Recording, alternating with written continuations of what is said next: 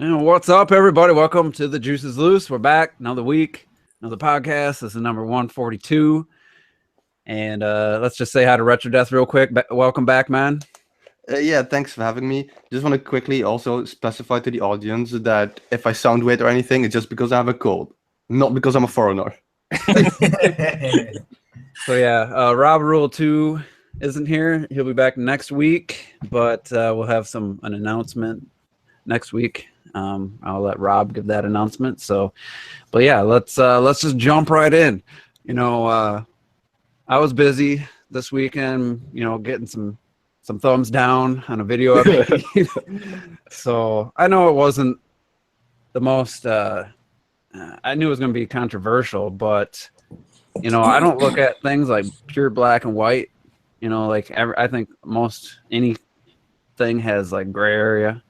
So I didn't really clarify that. I guess technically, from just the description of hypocrisy, maybe I was off base, but I really feel like, T, I know you were one of the guys like me who was pretty critical of Sony's lineup back in the day, but we both ended up buying PS4s, and so I felt like, to me, being critical of Sony for their lackluster lineup isn't hypocritical to buy Mario Kart 8 Deluxe, but that was kind of, I don't know if you guys all watched the video. Yeah, I did. I just think you were kind of spinning your wheels because the internet and Nuance don't mix. Yeah. Like, it's either black and white on here.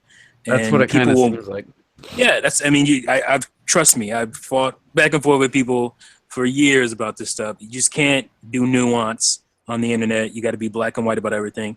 And their argument is not even against what your argument was. like that's the thing that's crazy. It's like, and the funny thing is, I didn't get any comments. I just got dislikes. So I was like looking for someone to say, hey, here's a way you're looking at this. Here's a way I look at it. And maybe it's like, oh yeah, I see what you're saying there. But I just know, like, I don't follow a lot of the drama channels and stuff, but just to hear it on a couple podcasts like in a row I was listening to is like, I was just shocked. Now, like I said in my video, we were pretty hard on the Wii U port situation when that was kind of rumored. Yes.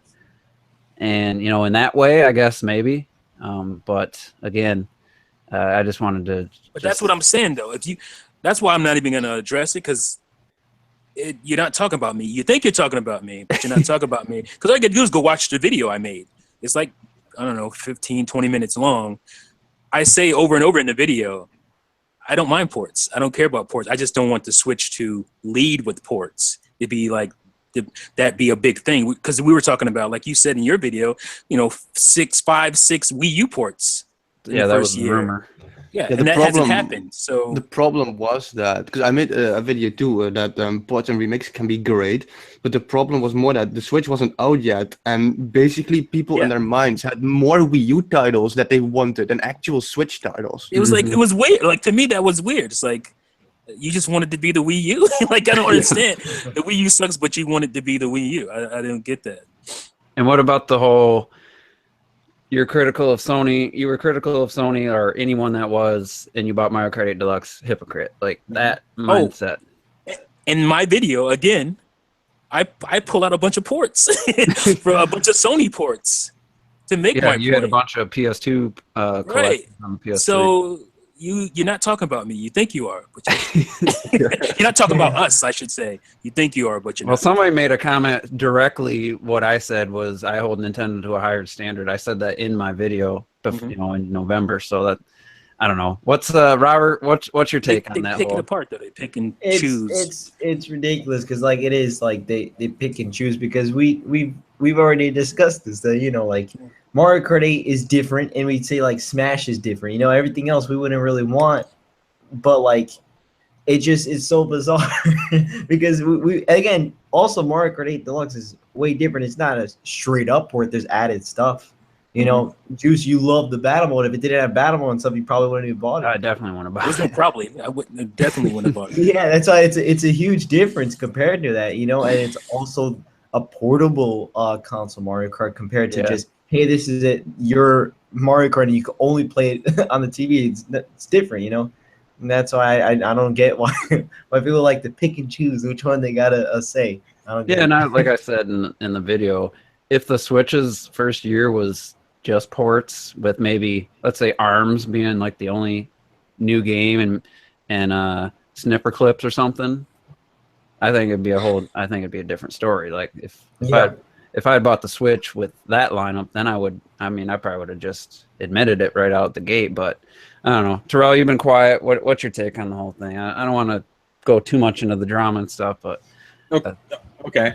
Because I'm probably more middle ground. Probably in comparison, because my whole thing is this. I agree that Mario Kart 8 Deluxe is different. I mean, I don't know that many remasters that go and remake a whole mode of the game for its remaster. I mean, that's just something you don't do.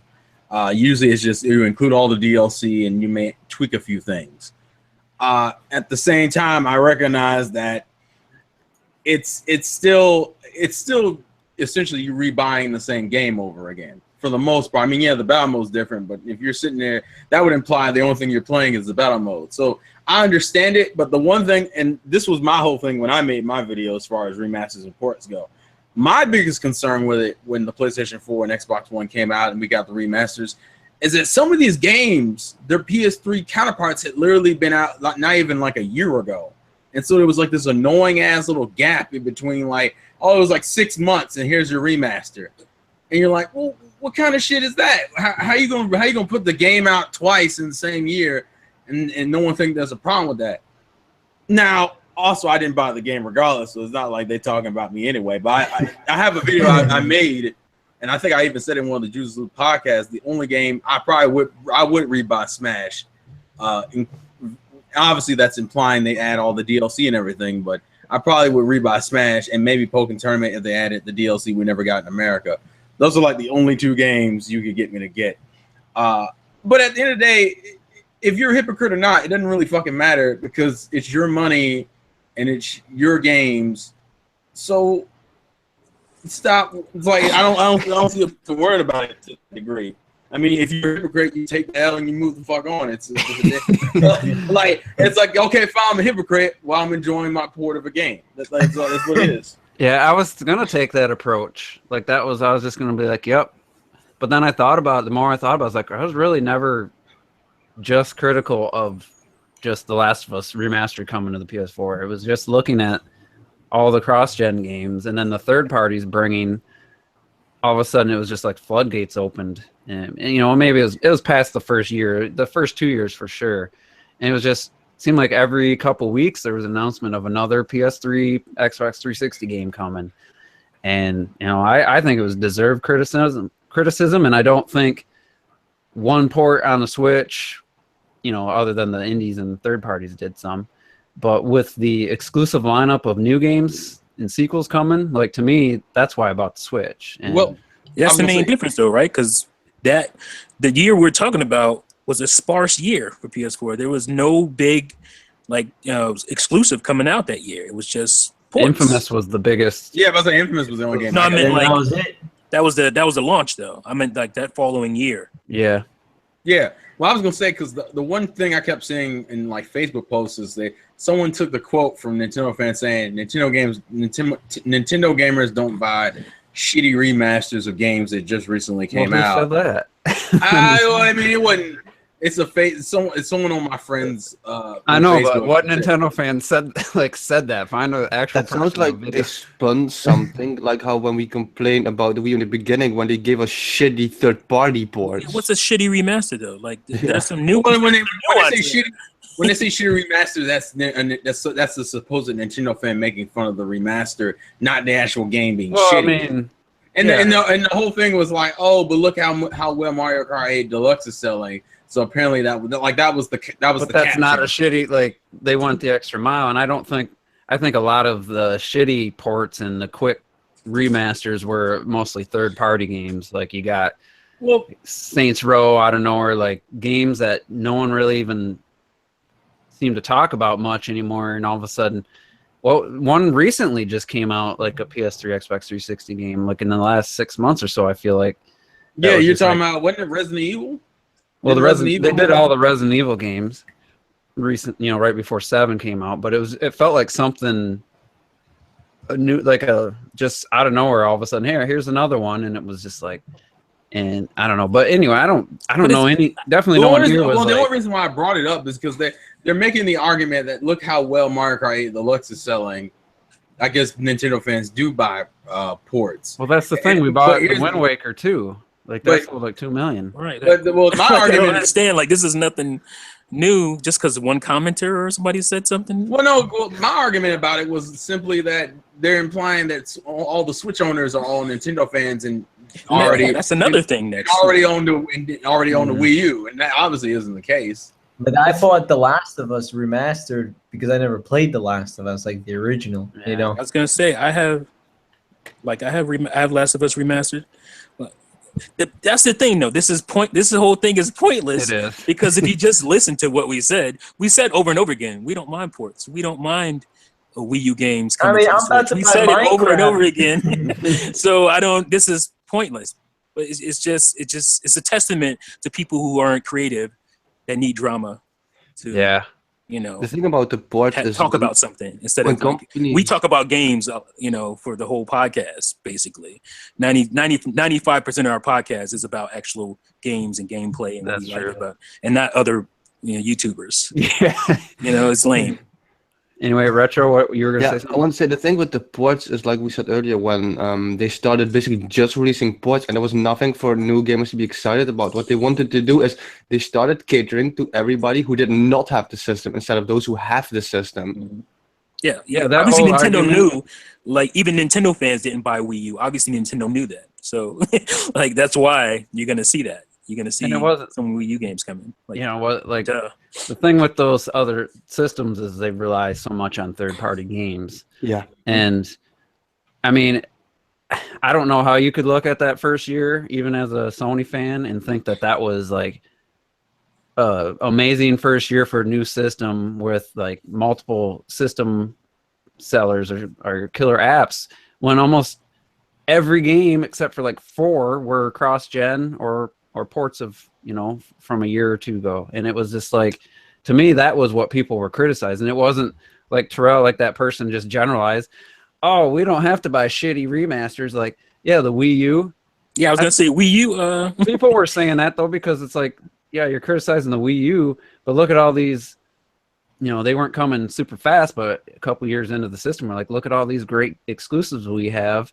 And PS4, look at all these games you can get on the PS3 you have. Like, to me, that's a totally different discussion and totally different argument. And the PS3 sold a lot better than Wii U.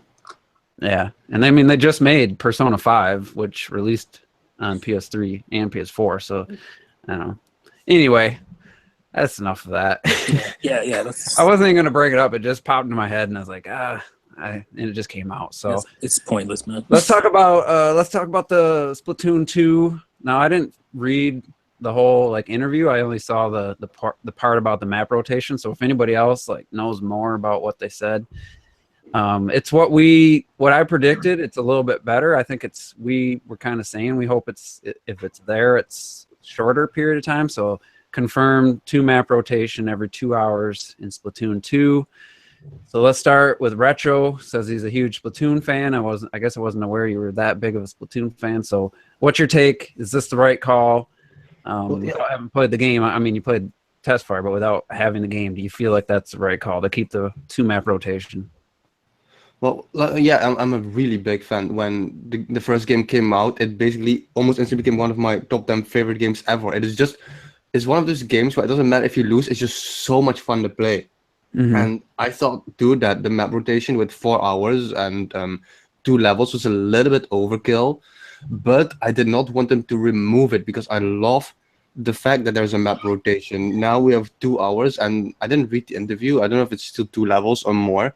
But with Splatoon, it's not like a random shooter. Like, every single weapon set has specific strategies attached to it.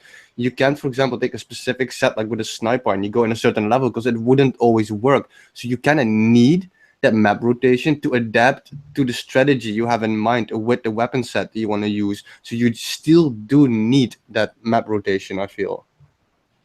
All right, Well, Robert. I'd argue, why can't you just choose your class, like in general? Well, Kinda yeah, like when you see the Mario map, give everybody 30 seconds to choose a class, or 20 seconds, whatever. Yeah, to well, switch. because it's not like you're in a cart like Mario Kart. You could even do it in game. You know what I mean? Like, Yeah, I after you don't. die, you should be like, Yeah, oh you could damn, this just. weapon ain't working for me now. Yeah, like to me, it's still stupid, but I don't mind it that much. I'm happier that it's 2 hours now, but still should just vote on the map.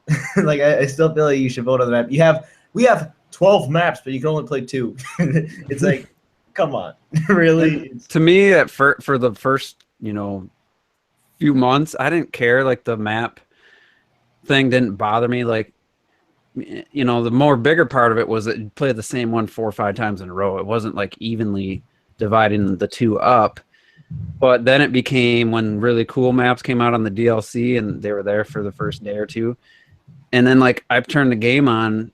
I wasn't playing every day, and I'm like, damn, these 2 maps, these are the first 2 maps I ever played. Walleye Warehouse and Salt Spray Rig come up, and they're locked in for 4 hours. And I'm like, I've played these maps so many times. I just want to play the new maps.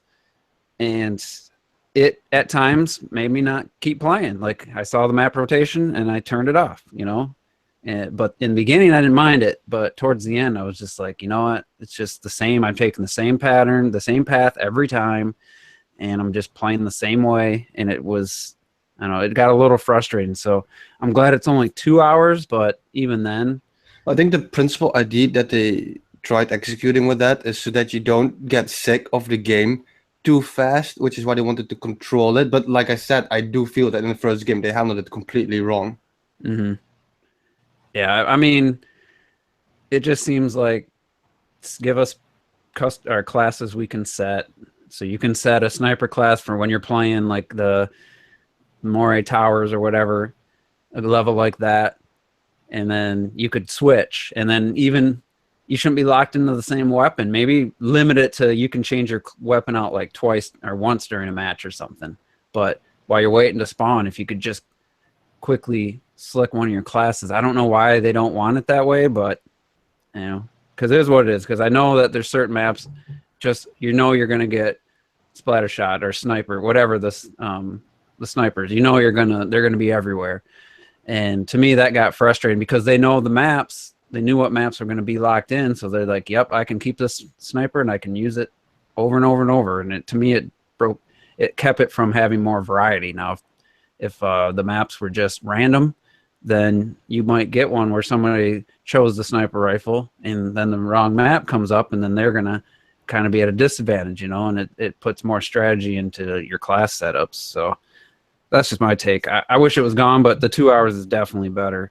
I think a big part of it is also, let's say for example Mario Kart, we have like 48 tracks. I think Splatoon had like 5 levels or something. Yeah, in the it doesn't beginning. have 5, but that's If they would create, for example, like seriously like 30 freaking levels, then I'd be all up for free level choosing. Exactly, because Mario Kart 8 system is absolutely beautiful how that's done for level choosing. Yeah, and like I said, I don't like that people are like, oh, we're locked into Moray Towers for 4 hours. I'm sniping for the next 4 hours. I'm gonna just sit up here and snipe. Like, I don't like that. That's just too boring to me. Like, I want force people to switch to a different weapon or something. Like switch. Yeah. We're gonna keep doing that all year. So Terrell you were pretty big into Splatoon too. So what's your take? To be honest with you, I'm almost the opposite of you, just because I never really, whatever map I was playing on didn't piss me off. Like I was never like that. Never deterred me from playing the game. I actually don't mind. I mean, I don't mind it, although I would be completely fine if they got rid of it. But I never minded the rotation every 4 hours. My issue was more with the modes. If the ranked battle is still that situation where you have 3 ranked modes, but it doesn't rotate. The mode you can't pick whatever mode and it rotates with the 2 hours like it does in the first game. That's what aggravates me. I have a feeling that's going to be on the same 2 hour cycle. Yeah, see that, and that's what's going to piss me off. But as far as the map rotation, I wasn't as annoyed because to me, it's like, it's okay to use your example with the whole snipers or Moray Towers thing. That made me want to try different routes then, because like I wanted to get, that made me want to get good at the map. It's like, if I got to play this map for 4 hours, I'm not gonna let him snipe me for 4 hours. I'm gonna figure out a way of getting around him or shooting him, so he has to change up his thing and becomes this cool back and forth. And if you're playing turf war, it doesn't really matter much to begin with anyway. It really doesn't become as much of an issue until you get to like to rank battle. That's when it becomes more of an issue. But like, to me, I thought it was a cool dynamic, because it was like, okay, I got to get good because he's figured out an exploit. I'm gonna cheese his exploit, because most of the maps were pretty balanced. Like, I mean, the maps were pretty much like half a map, and then you mirrored it, and that's how you got the whole map. So it wasn't like you couldn't figure out how to beat out his way of handling things. So yeah, my issue was just with the rank modes being tied to the 2 hour or 4 hour recycle. I have to agree with that, because the ranked mode is something I almost never played, because every time I wanted to go on there, it was a stupid elevator one, and I hated that. So because I never saw the other ones, I basically never played it. Yeah, if you could just pick, because there's enough people, I guarantee you this game's going to sell over 1 million in the first 2 days. There's going to be enough people to have all the modes available. Like, Definitely. Well, I think the issue is more so if there'll be one mode that everyone prefers over the other ones. so then let them. Then that's Well, no, what but the people problem, what the problem is then now you have a very small player base who only wants to play this small mode, and then it's like, well, now the mode just feels kind of useless because no one's playing it. Yeah, then make a better I mean, mode. granted, it's not. I'm not saying granted, it's not. Make it more No, fun. I agree. It's not justified. I'm just saying that's probably a reasoning, and that made sense for the first game. It doesn't make sense for this one though. But they could have learned from it, and if nobody played it, they just remove it. You don't add it again. Well, yeah, that's my point. That's what I'm saying. Like, for the first Forced game, it made, everybody to play it, and then it's like you didn't really get to find out what, unless they had ways well, that's to why track. turf mode is my least favorite mode, because of that. Because that was the mode. I mean, that's the only mode you could play consistently. And I got so burnt out on it. I like turf mode. I just didn't. I couldn't get into the whole ranked one because it's just so reliant on your team being good, and it's just so frustrating to watch your grade going backwards, and it's just I'd give up. I was once at the limit of reaching a new rank, and then you had the one where you have to carry the weapon, and this douchebag picked up the weapon before me, and he stood there literally for a minute. It's like, come on. Yeah.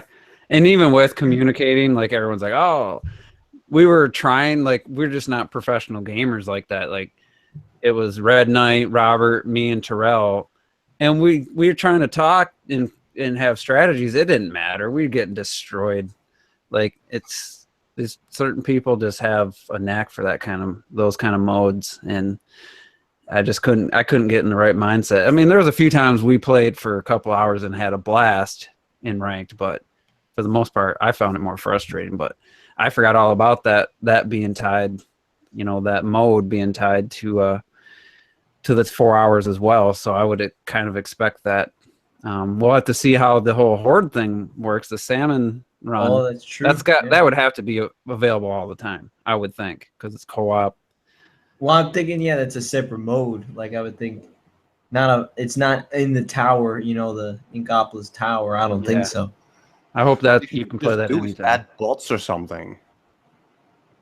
Yeah, I would think though, like that you should be able to do turf war, salmon run, and if they're gonna do the ranked, have it limited. Like all those 3 options should be available when you go to play the game. Yeah. I don't want salmon run. Salmon run should not be locked into a. Well, salmon run's available for this 2 hour. So hopefully that's just open to play all the time, and I think a lot of people are gonna be playing that. Well, yeah, because if you keep adding new modes and then you're tying into the 2 hour rotation, that's gonna be freaking terrible. Yeah. I mean, if salmon run's tied to like ranked, which I don't think it would be, but if it was, and it's like, yeah, you can play it when they tell you, I'd be like, yeah, I'm gonna pass on this game. Like, that's a terrible idea. So we'll see. Like I said, I didn't read the rest of the interview, so we'll have to see what else. I don't know what else they confirmed or talked about. It wasn't much. It literally was just about that one little blurb about it being a 2 hour rotation instead of 4 hours. And I mean, we went through times where we played for a couple hours straight. So I mean, at least get to see 4 different maps, hopefully, in my usual play session. the old way, and depending on when I started, I might caught like the tail end of the 4 hour, the end of the 4 hour of those two maps, and then got to play some new maps, or it's ones I wanted to play, and it was 9 o'clock Eastern time at Switch, 9 or 10. Start playing right before, and I'm like, oh, I love these maps, and I forget. Like 2 matches later, all of a sudden it switches, and I'm like, shit. Well, yeah, because it booted you out of the online mode to let you know it changed, and you're like, man. And you gotta hear Callie Marie. I would expect Callie Marie to announce the maps then. Please don't. I don't want to deal with that again. That was the other thing that got on my nerves. Every time you cut on the game, you had to hit A like 6 times before you could do what you wanted. Or imagine if you haven't gone on in a while, they tell you every gun. Yeah, that was rough. And Visor Grunt saying I wouldn't pass on the whole. I would if they put Salmon Run behind like the ranked where it's not open all the time. Then I'm like, that's stupid. They shouldn't put any of them. They shouldn't put any of the ranked modes like that at all. I know they should all be available. Like we said, they should just. If you want to play Tower Control, play Tower Control. If you want to play, I don't know what the one was with the golden Rainmaker. Rainmaker. Go play Rainmaker. So I'm pretty sure by now Nintendo should have some stats of how many players were always in what modes that they can predetermine that they could always make it available or not, or remove a mode or not. Yeah, and I don't think they've anticipated 5 million people buying that game, or 4 million, whatever it was. Like, they should have adapted in the halfway through Splatoon 1's life and just said, hey, we got this many users. We have enough to, like, let's open this up. So yeah, but you gotta remember, Nintendo's pretty stubborn about a lot of crap. Mm-hmm. And he's been pretty quiet about this whole thing. I just don't give a shit. Nah. Yeah, the 4 hour rotation, whatever, that never bothered me because I rarely played more than like an hour and a half because the matches are so quick. You felt like you were on longer than you were. So the maps never bothered me that, you were limited to those maps. I'm not like the big online shooter dude that worries about loadouts and kill streaks and none of that stuff. I just want to go in and have fun. He's a filthy casual. That's the only reason I like. When it comes to these type of games, that's the only reason I even cared about Splatoon, because it was so different from your average shooter. So, like, none of that stuff bothers me. How many, I never messed with ranked battle. That's for sure. It wasn't that appealing to me. I barely touched it. I just wanted to do turf war, and now that they're getting horde mode, that's where I'm going to be most of the time, in turf war and horde modes and stuff. So yeah, all the strategy, like, to me, the Splatoon was never about that. I know people want to make it about that. It's a tactical shooter, man. It's like, you got squid kids running around, jumping in the ink. Like, come on, like, lighten up a little bit. The dudes that were Call of Duty or something. The guys that were S+ or whatever, they took it pretty serious. Yeah, obviously there is some strategy, but for me, I'm just like you. I was burnt out on the whole online shooting thing, and Splatoon felt really fresh and unique. But a few months in, I started getting the same feeling I was getting playing Call of Duty, where it's just like, all right, there's that end of that match. Oh, next match, same map. I'm gonna do the same thing. It's just like, no. I never really did the same thing. I don't know. I always follow the same path. I just get. That's why I suck. But I'm actually pretty good at Splatoon, but I'm not as good as some people. So we'll see what else comes to pass. I'm still hoping. I'm not super optimistic about the single player being like this awesome thing, but I would think it would be at least as good, if not, it should be better than the first games.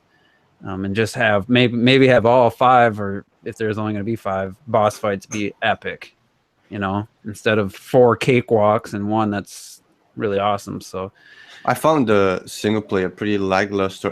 I swear I finished a single player like 2 months ago because I wanted to finish it before the new game came out, because I barely ever touched it either.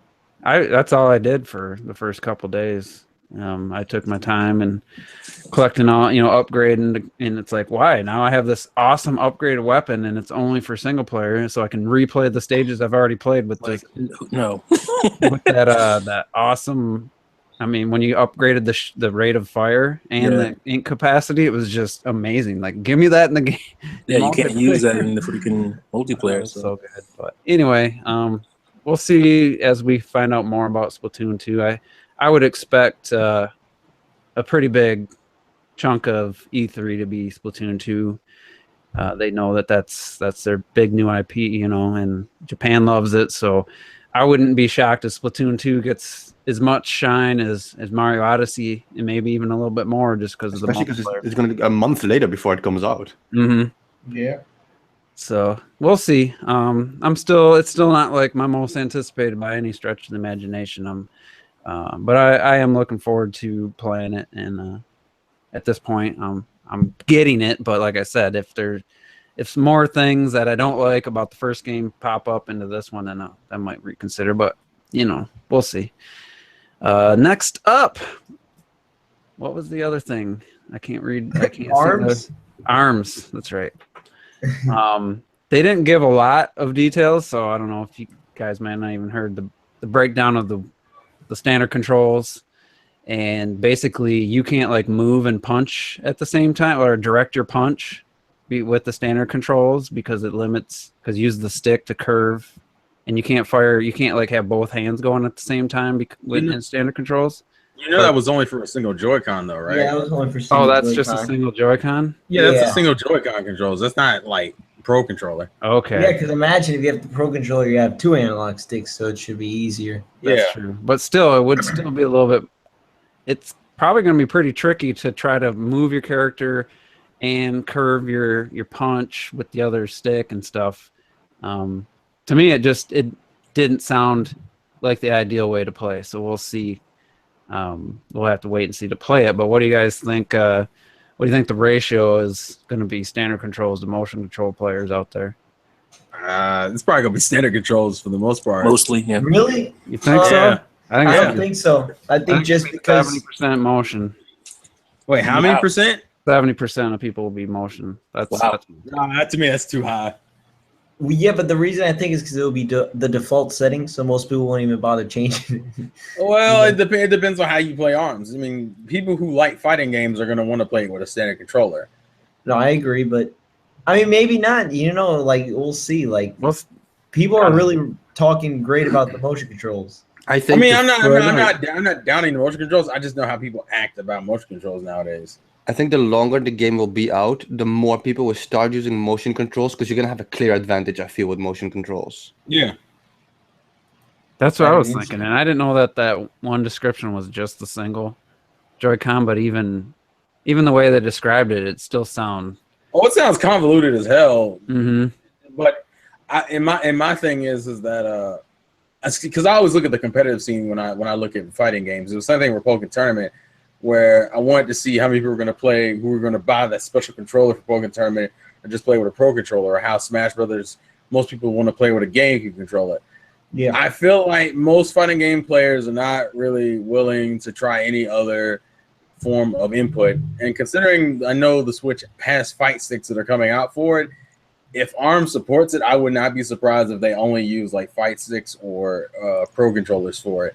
Now, I bet you the motion controls will have the most meta, meaning they'll be like the most weird, crazy things you can do. But that's if the game lasts long enough in the eyes of fighting game players to justify messing around with the mechanics and trying to get serious with it. But I think from jump, people might toy with motion controls, but most people are going to play a standard controller from jump. it'd be I interesting agree. because if you're playing it for like 10 hours straight, are you gonna want to play motion controls the whole time? I don't know. Not only that, true. I just think again, precision in fighting games. It's one thing to like mimic and be precise with an analog movement or a D-pad movement, even, but to do that in motion, to be able to nail that nuance of emotion to get what you want every time, it's not going to be. I don't think it's going to be the easiest thing. So everybody thinks that, yeah, the motion guys will have advantage, but I'm not so sure. I'm not so sure you're going to be able to nail that movement that you want to get that exact punch that you want every time. From what I understood, basically you punch and you curve, and that is one specific movement. I doubt you can make like 20 different curve punches, for example. Yeah, I mean, maybe there's a difference in the So what I severity of the was curving. thinking, That's Maybe because the game has a lot of cooldown lag. Like when you throw the punch, you still gotta kind of wait for your arm to get back before you can do anything. I mean, in my head, there's one specific punch move, for example. So I think you take motion controls, you punch, you twist, you curve. That's it. If you take controllers with the thought that there's one specific way to punch, then you have to like move to the left, hit one button, for example, to punch, hit another button to curve. And just at the end of the day, it's gonna make you less effective. I think Yeah. there'll be people that are proficient both ways. You know, the people that get into gaming a little bit, even to more extremes than I would, and try to get good at a game like that. I think there'll be people as good on both sides. Just like Yeah, it's gonna be like people with Mario Kart, Wii Wheel. It's gonna be the same thing. we don't bring Yeah. up that trash, all right? We don't bring that trash up.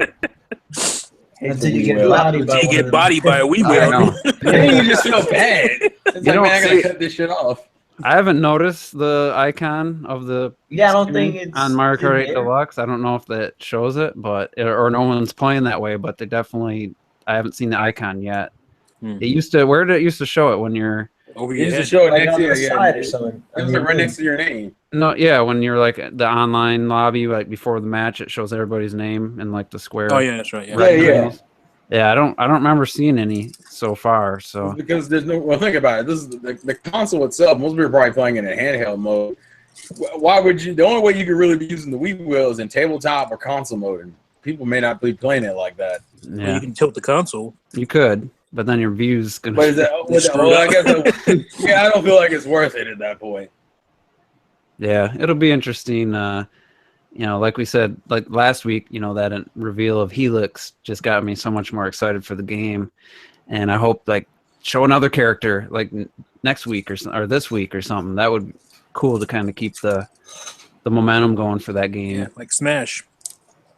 Yeah, I mean, and the nice thing is we haven't seen all the characters yet, and they haven't. I would maybe expect DLC, but if at least wait till the game comes out and we know all the characters before even talking about that kind of stuff. But Every other company would have blew this game out already. You would know everything. yeah, and we'd be talking by about the now. DLC of like Capcom. What was it? Marvel versus Marvel Capcom. vs. Capcom. I already talking about DLC in the game. I coming in don't want to talk about that game. September. Crazy. It boggles my mind. But I'm looking forward to ARMS way more than I ever was. The last week or so really got me more excited. And I don't know how long lasting it's going to be. The 2-on-2 mode kind of lifted that up to another level for me, because 1-on-1 just didn't seem. Because when we play like game nights and stuff, it's even going down to Smash as 4 players. Sometimes it's like, man, then somebody's waiting on the outs, wanting to get in. So if it was just going to be 1-on-1, I think ARMS would have had a lot more trouble. We'll see. Well, do you think actually? I was thinking about that. Do you think that Smash they might add 8-player online, like for Switch? Oh God. You think there'll be a chance? I of mean, that? Yeah, I that'd be like chaos. 8-player. It's fun. I don't know if they would, but if they could, that would be cool. Well, But that's if it can handle it. That's my I know, concern. God. it's That's a all I'm damn thinking. lag. This struggle. I mean, think about it. Lag. It struggles with 4 players a lot. I mean, Especially when Robert. Wait a telling him, minute. Shut your Wii U off. Shut it down. Restart it. What do you do? Like hour later, he shuts it down and it's perfect. Like, dude, we told you to do that for like an hour. I've been having some trouble. I couldn't join T the other night in Mario Kart. It just Yeah, said that was unable weird. to connect to user, and then Red Knight joined you, and it's like I was like, what get the that. hell's going You on? have to- It's, Wow. it's because the Switch realized you were stalking T for too long. It was like, we Are can you have on this many here. Wi-Fi or do you have the? I have it wired with the adapter. Okay. I'm on Wi-Fi. Yeah, it was frustrating. I want some top-notch stuff over here. So I'm hoping ARMS. You got that hookup. He got them connections, son. Once I pay for that shit, it better be good. I know. I'm paying for 75. I get 30 because Yeah. that's cap in my area. $75. No, 75 megs, Yeah, I'm about to say, Second. no, Rachel. That's not how it works. and I'm only getting 30 because of my area's got a bad infrastructure. I pay $70 for my internet, so I pay That's 90. what's ridiculous. I get something like You pay 90. 160. Damn. I Yeah, but pay- mine's like 105 gigs or something. And I pay for my TV and internet together. It's like 137. So I pay for everything together too. I pay like $50 a month. Yeah. Nice. Is Well, that because good? the US has slow internet speeds, right? But that's Welcome to very, France. in France here especially, there's very big competitive shit. So you have internet companies that actually like connect like super mega strong internet everywhere without them having clients there yet. So they would assume if they have better internet that people are drawn to it, and it works. Yeah, you in have here- competition. Yeah, but see, We have they have monopolies here. beat Yeah. limit. Here's how it Listen, works. Struggling. Imagine the Berlin Wall back in the day. Really? That's Comcast, and on the other side, fucking Charter. Like they cannot go into each other's zones. It's so That's crazy. I thought that was illegal. I thought that was unconstitutional, but apparently, Yeah, then you get ripped off. Yeah. because they can Oh, yeah. charge whatever the hell they want. Because fuck Comcast. That's And why. then your other option is Frontier, which sucks because it has an internet speed for a certain like spot, and like 4 or 5 houses have to share that internet speed if they all have it. I feel lucky. I have knowledge or WoW is what they're calling now. I don't know. Yes. I have a Verizon. Verizon, FiOS. Wait. Fios. So You got like, that's DSL? the only service or what? What? Mhm. The Verizon, is that like? Because I thought Verizon was just phones. I didn't realize they did just. No, I thought they that- do. They do internet cable, Internet cable. phones. Yeah, they don't have that here. I thought I it was might still, need- I might is it need still to- DSL considered or No. I don't know what you're even talking about. FiOS is fiber optics, man. oh, okay. I like I was like, oh, you know what that is. That's what it's short Come for. on, fiber Robert. optics. Yeah, Well, I Yeah, I'm about to say Comcast- fiber is like the best type of connection. Well, yeah, they got the Google Fiber in some places. I wish. I need to fucking look that up then see if that's available. And somebody in my said area. Comcast has I'm a old, fiber. so I remember being Yeah, in the only in 80s and they select talked about places. Well, And no, it's- Comcast does, but Comcast also overcharges you for everything. It's $200 a month for Comcast is some 1 bullshit. terabyte up, 1 terabyte down. Which is, Yeah, they can eat a dick for that. I don't even care. 1 terabyte? yeah, Do you mean 1 gig? I'm pretty sure it's 1 gig. Yeah, It's gotta terabyte. be- yeah, 1 gig. Sorry, yeah, Yeah, I was 1 about to say, gig. what Up. terabytes is ridiculous. Yeah. Oh yeah, I didn't even think about that. Yeah, well, why you Yeah, 'cause you it's better saying Damn, than- what's the problem, son? Yeah, well, I said what you struggling with. So Terabyte, yeah, yeah. that's welcome to the Internet Recommendations Podcast, everybody. That FiOS. Don't you get can get that Comcast. FiOS. I would say, don't get Comcast. They're thieves and crooks. Trash. They are. Com trash. What it should be called. so retro. What you got an update for us on Breath of the Wild? No, it's been a while since you've been on. I really don't know if you're still playing the game or not, or if you're Oh, done. Yeah, I'm still playing it. Yeah, I started. I hated doing that, but I avoided all the podcasts and shit. That fucking hurt because I love watching you guys always. But I didn't want to hear anything as of now. I didn't finish the game yet. Even still have 1 beast to go, I think. But I had like 200 Koroks, and I was like, oh man, like Juicy had like 300, so I must be almost there. And then I read there's like 900 of these fucking shrines. Oh, man. But I have like 90, almost 100 shrines. I have a lot of gear, so I'm pretty far in the game. I still need 1 memory that just can't fucking find. But yeah, I don't want to look that up because that, why am I playing the game? You'd be pissed if you do that. But I yeah, bet you it's the same one I got stuck on. Is it a memory based off of the first 12 photos you get on the? yeah, that's what I mean. Yeah, Yeah. Because there's I know another- which one. I'm There's an- saving finishing the game still until I at least have that memory, and Well- at least I'm closing into like 110 shrines or something. Well, after you get that memory, you have to find another one. There's another It's one, even kid. harder. For me, it was even harder to find. Because that's what I've been doing from the start from the game. Actually, when I saw the cutscenes, I was like, "Holy shit! I want to see all the cutscenes," you know. So that's Mhm. the first thing I started doing, just looking for the memories. And I think the first one already took me like what 50 hours to find. That, I found the that video first you're one right talking away. about.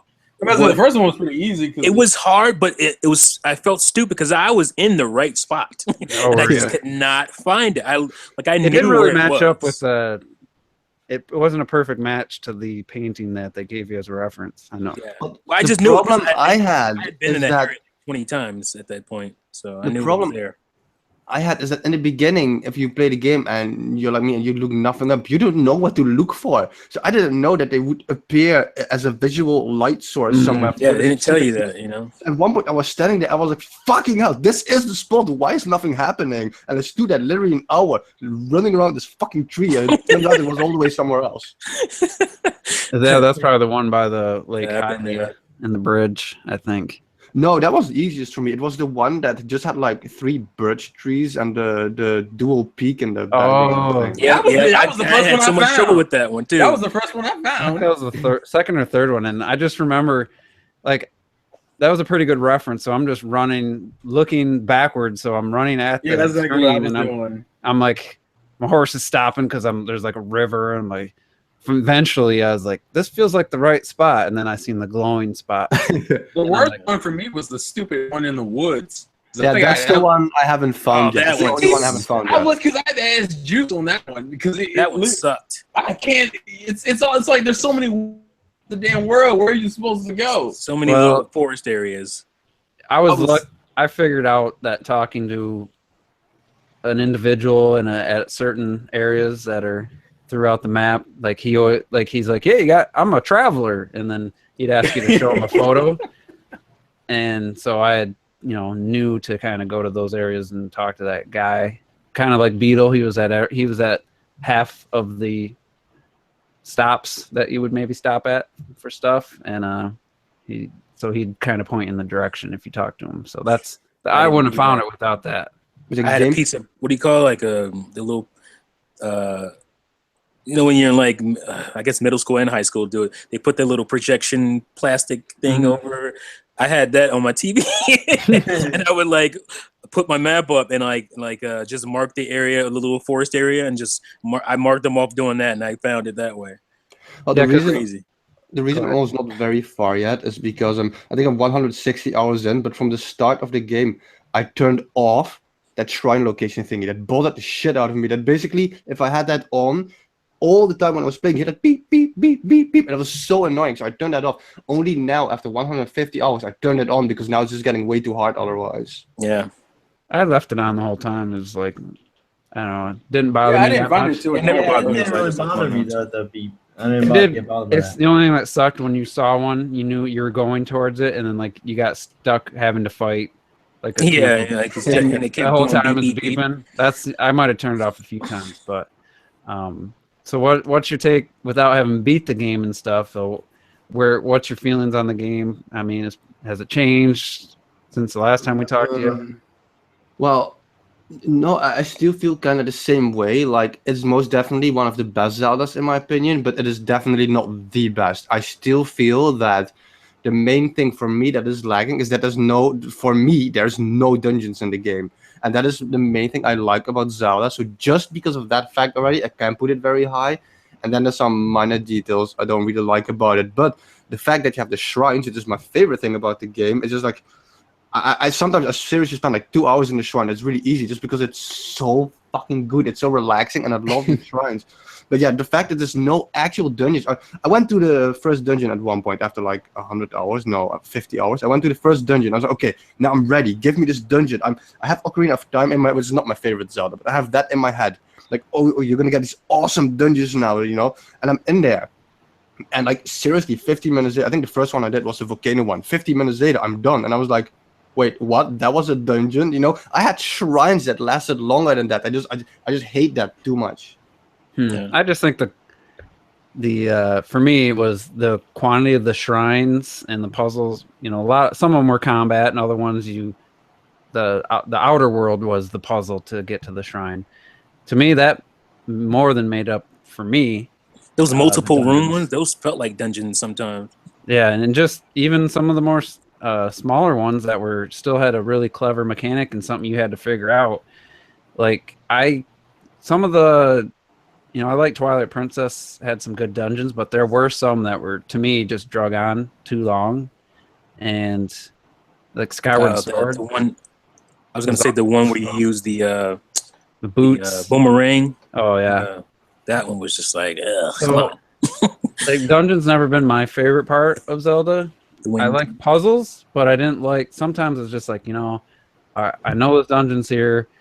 and I'm almost feeling like it's gonna be a chore. I'm gonna do it, and I'm gonna get a new item out of it, and maybe a cool boss fight. So I was Well, the never thing- huge about the dungeons. So The thing I like about dungeons is like, and almost every Zelda has that. Even Skyward Sword has that.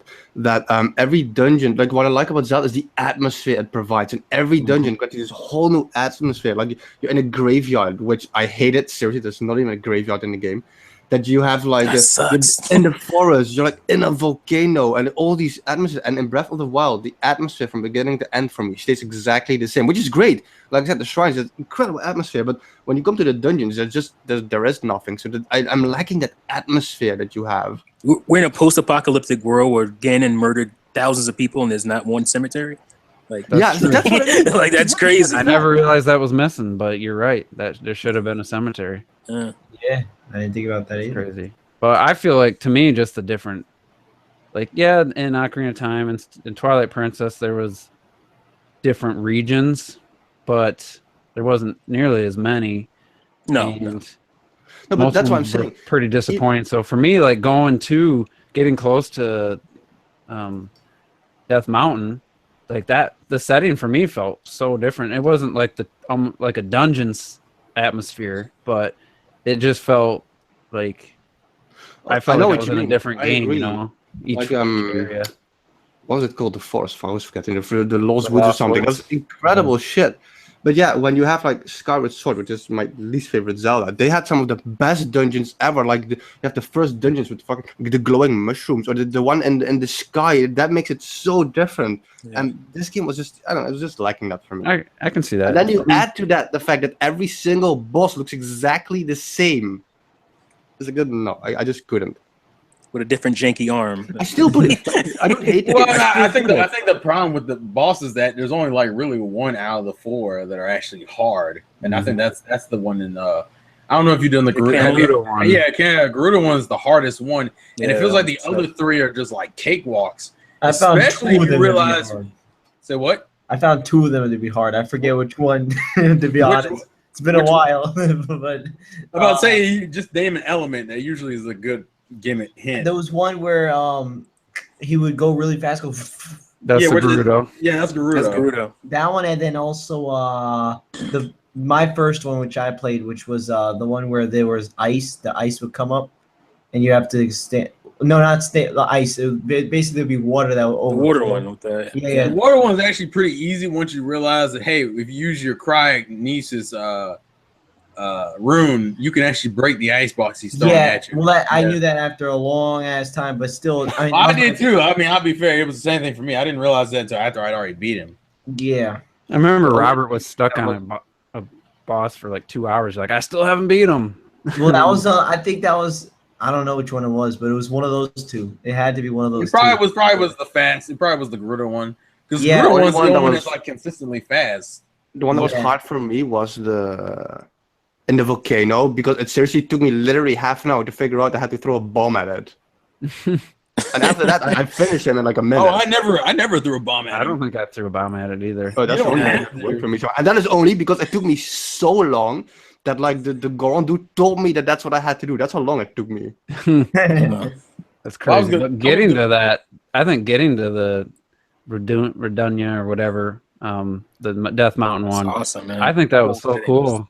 Climbing Yeah. up there and having your companion shooting out of the cannon and Oh, yeah, sneaking it was past very the drones and stuff. Like, I love that whole section. And Well, I died a good amount of times because he kept getting caught, though. he never got caught. You Really? never got caught for me. I went under the light and then it like shot at me. But Yeah, my guy never. What's his name? I forget. You Jim. Oh, how you pronounce it? It had a J in it. The yeah. Goron guy. He never got It's caught. like young. It's I like got young caught Jimbo too. or The something. young man. But speaking of, I rewatched every memory in Japanese after that update. Was that last week the update hit? Yeah, or- that was last Yeah. week. Yeah. And I gotta say, like, holy crap, does it fit? The voices fit the characters so much better. And I That's agree. because you don't speak that language. yeah, No, it's not You know, bad. that's what people say. It's like, oh man, Yeah. the Japanese voice is so much better. If you were Japanese, you probably would think that sounds stupid. I don't Yeah, know. as an anime fan, I I've had this discussion many times with people who don't like dubs over their Japanese originals. it just feels like Zelda. No, I'm saying as an American, I can understand why you would feel Yeah. that way. I don't know. Yeah, I can't judge the acting and stuff. That's what I'm saying. Yeah. Can't tell what they're saying. But the tone of the voice and the delivery of the words and stuff to me like made Zelda like just 10 It times. made her a fucking princess instead of a I spoiled don't know, brat. man. Yeah. I don't know. I think I understand what you're saying, but I'm saying I never got the spoiled brat though. what Yeah, I'm I saying was is that what you're saying spoiled, is not fair because you have one perspective. If you were Japanese and you watched that, Well, and you I'm not understood, judging it on the acting ability. I'm just talking about just the tone of just the voice. Yeah, the way maybe she, it's, I'm still saying the same thing about that too. It might sound stupid to a Japanese person. Well, I will say, The way I, you don't, say it. I think it sounds way too like an anime character. Like, what's it? Well, they talk I fast. like the sound of the voice. I'm with you on that. Like I like the sound of the voices, but my whole thing is that I feel like people are also a little bit too hard on Zelda's English voice actor. I think it's think so. fine. I don't Should be know. better. Well, if I she think was because people keep saying it sounds like she's trying too hard to do a British accent, which you look up news reports and you find out she actually We just studied- found she's out. British. We literally just found out she isn't British. Yeah. Like 2 weeks ago or a week ago. Or Yeah. right after this. No, but now all of a sudden people are like, "Oh, see, this is why." Yeah, get out Yeah. of here! Like, But see, I don't know what people say, but people act like that the voice acting was bad for Zelda. And I then, thought it like, was good. I had no actually, I Zelda's still voice, like her. I still like her. I think her worst scene is the crying scene. That's like the worst scene for her. I haven't had. That's the only one I haven't had yet. I think that. Yeah. But I actually, because I didn't like the English voices, because shit like the girl, they sound horrible. But I loved Zelda's voice. It's such a beautiful voice. But you have one of the memories. It's a really good example. That's a memory where she's near this temple. She's looking at one of those tablets. She's putting her tablet and trying to get it to work. And Link he comes on in a horse. In that memory, in English, she sounds like a spoiled brat. Like she wants to get away from daddy or whatever. And he tells him, like, leave me alone. But in English, you hear that she sounds like a royalty. She's more calm and more composed in that memory in Japanese. Yeah. Yeah, I think it's just conveyance, which is my whole thing with dubs in the first place. Is that dubs have to give the same general idea, but they just have different inflections. So certain lines will sound cooler in English, whereas certain lines will sound cooler in Japanese or sound better in Japanese, and that just boils down to personal preference at that point. well, that's the thing is, the other month I saw, the movie Your Name, which was an anime sort of thing. And I mean, I loved it. I thought it was an amazing movie. And the whole thing is that, a lot of people, like, if you look it up on YouTube, the trailers, like, in English, people are like, oh, they didn't have to make this all English. It's like, dude, the voice acting's good. I don't understand the problem. Because people are sub purists. They believe, and granted, I'm like that. There are certain animes I watch that when I watch it in English and I watch it in Japanese, I prefer the Japanese version. Yeah, but I don't feel like you need to deny the existence of the English version like a lot of people do. Well, It's like, unless it's why can't so some people glaring like that it's just like, oh, come on. Then I don't. Yeah, but yeah, I'll listen to both before I decide on an anime. Yeah, movie. me too. But I as haven't far as really- Zelda, the scene where she's knighting Link, but she's trying to sound like she's trying to be enthusiastic, but she really doesn't feel it. yeah, Like, to me, that was the worst example of, like, her voice got so great. I didn't mind it up until that. I think that was the only scene Wait, is that the scene where like all the champions are in the back? Yeah, giving they're all the talking, champions yeah. around? talking. I I got a completely different feeling from that scene, Juice. Me too. I thought she nailed it because I didn't have a problem with that scene. Yeah, Yeah. to me, like, I just think they need to cast better talent for a game this size, for Nintendo's first, like, Zelda going voice acting. Like, Mifa wasn't great in my opinion. I agree.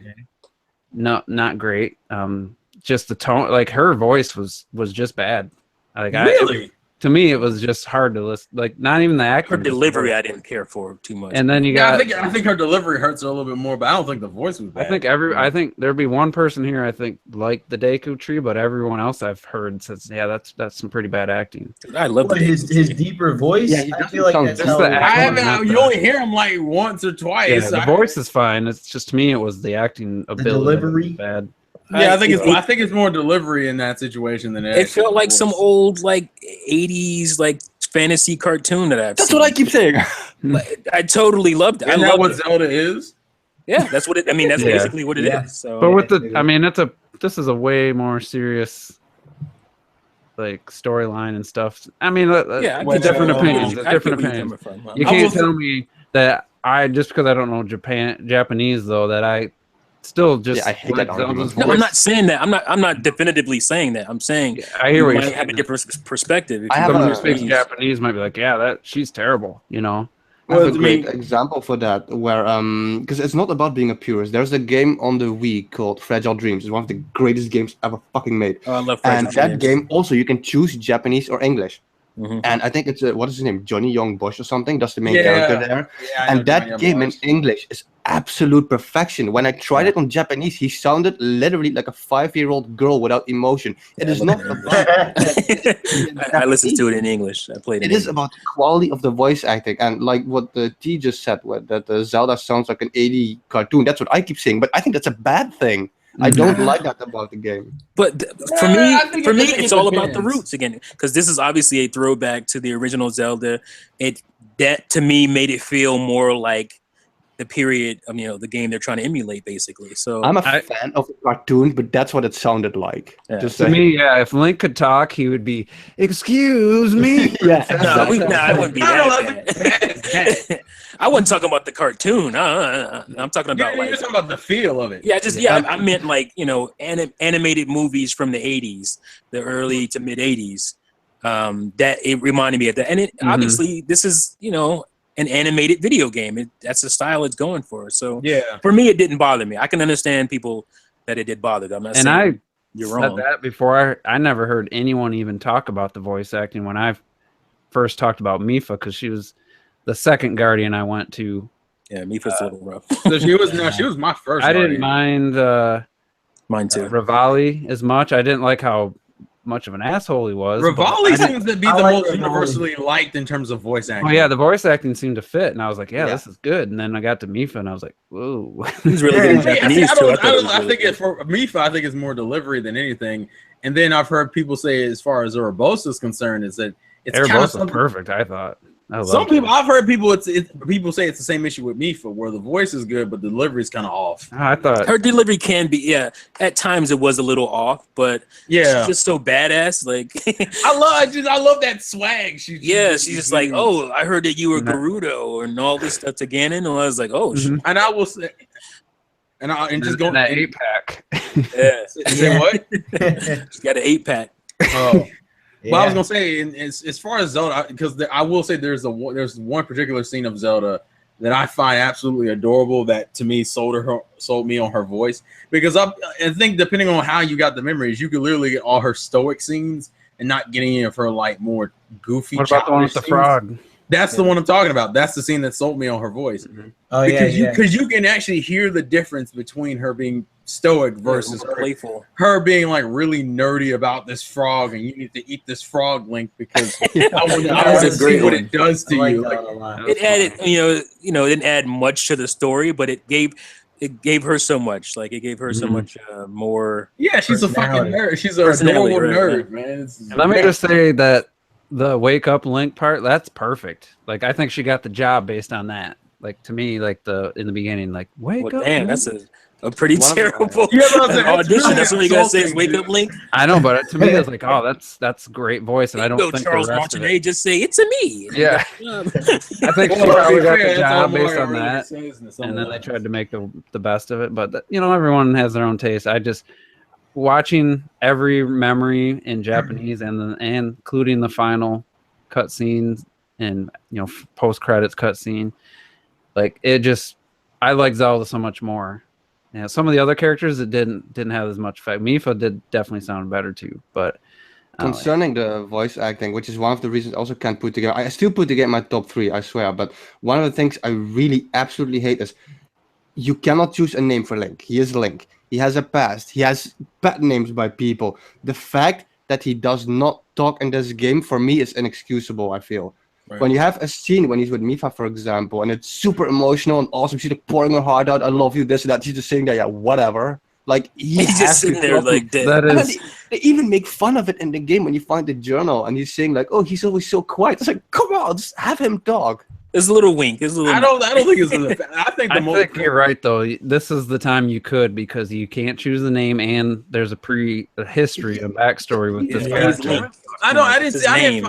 didn't find it offensive with the Mipha scene, but the most offensive it got for me was it's one of the Zelda scenes where she's walking. She's just going on and on. yeah, she's just talking, And he's and just Link quiet. is just like casually Just around like, her. whatever, ho. Like I felt that one pissed me off more than anything else. The Mipha one makes sense because think about it in the context of the story. He's obviously into Zelda, so when Mipha's talking about how much he loves him, he's just kind of like him being quiet makes more sense to me. I will always heal you when you need me. All right, It's like, that there's was so weird. many, She be Sound throwing just like- herself at the man, I and know. there's so many illusions. and he ain't got nothing to say. Just chill. There's so many illusions in the game. Like, oh, he's this quiet guy, and Erobosa says, "Do oh, you're the silent type." It's like, come on, seriously. What about when he's actually gesturing like he's talking though? When they have those cutscenes where he's Just kind of explaining. waves his hand out a little Yeah. bit. And I think this would have been the time they could have. And I he would've- needed to talk in Yeah. this game. Yeah. It's not a big They should thing, get a. but next time he should probably just be the talking. one thing that one of my pet peeves about modern open like third person games especially is the character talking to themselves constantly. And Yeah, it's annoying. Yeah. when I was watching Horizon gameplay and she's just like just constantly talking to herself, and I'm just like that really turned me off towards the game. There are honestly. people that actually do that. Like, Yeah, I was don't gonna want that say, in my my- video game. I would say because my whole thing with that is that to me, allowing Link to talk means that you can have varying different types of Links, which is part of the reason why Wind Waker Link is so popular. Is because Wind Waker Link is like a lazy kid who became a hero, Yeah. whereas like every other Link is just kind of like a standard guy who becomes a hero. I like the variations. Like maybe you have a dickish Link who learns how to humble himself. Like that's the kind of stuff I like, and I think voice acting can add to that. or at least give him. I wouldn't even mind and give him some text of him talking too. You know, I Yeah. want to know a little bit more about. Well, if you're gonna give Who him he text, is. you might as well make him talk. Yeah, I mean, Yeah. Yeah, but that's a piece of purpose. I Yeah. wasn't talking just Yeah. this, but like you're right. When Zelda's all excited and talking, and it's just the quiet. Kind of brings the scene down a little bit. when he doesn't Just say like in anything. Xenoblade Chronicles X, a lot of people were like, I liked having Shulk talking as a main character, you know, and they didn't Yeah. like the quiet, you know, main character. And this would have been the time to do it. So they didn't. And, you know, if it would have been bad, then I guess it would have been really bad. So maybe it's Yeah, best. see, I think with Link, and you could just have him be a minimalist where he doesn't talk a lot, but he just talks a Yeah. little bit. And I was doing some painting and I was listening to YouTube, and I think it was Obi70 was playing like The Witcher 3 or something. Mhm. Somebody gave it to him, and he's like, I'll try this game. And I shit you not, in about 45 minutes, I would bet close to 30 minutes of it was dialogue between Oh, characters. I'll tell you that as a person who owns the game and played the hell out of it. And I'm like, I'm just sitting here listening. I'm not interested at all because they sound terrible. I mean, everybody is voice acted. Every line and every option for the options you have of answering and responding, and it's just the most monotone, boring ass, like no energy put into it dialogue with a lot of these side characters and stuff. And they talk without you even prompting them to talk. You just walk by. Yeah. Shut up. Well, so I know that's part of the reason why I'm excited for Fire Emblem Shadows of Valentia, because they've already confirmed that like every character has full on dialogue. It's not like how, like, because you played Awakening where you had the cutscenes, and then like when you got to like the dialogue, it was like, huh, all right then, and like then the text would come out. Like they actually have full, they have fully voiced scenes now, and the characters sound good because apparently everyone's getting the review copies now. So a lot of footage just starts showing up online, and God, the voice acting is so good. I encourage people to go look up some clips. But yeah, That's good transition there. We can talk about. I know I had some strong feelings about it, and then I heard another perspective, and I was like, yeah, that's true. As long as that game, the one you buy in the cartridge, is 100% a full Fire Emblem game. I didn't play Fate, so I can't really comment, but Awakening was a full-fledged game. There was a lot of DLC in Awakening. I never bought any. But yes, it was. I gotta say, and it was my buddy Derek Steelfox point, he's a Fire Emblem fan, but he's like, you know what? he's like, I'd be pretty hypocritical if I support this game based on the pre-announcement of a season pass that's worth more than the actual game itself.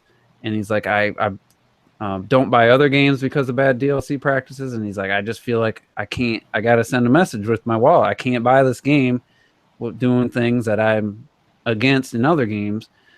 And so I was like, yeah, I see that. And then I was reading more about it. It's like, yeah, $45 for a season pass. And yeah, there's probably a lot of content on that, but to me, it's like the Fates, they did the dual game thing or triple game, and now we're getting, season pass. So I don't like that.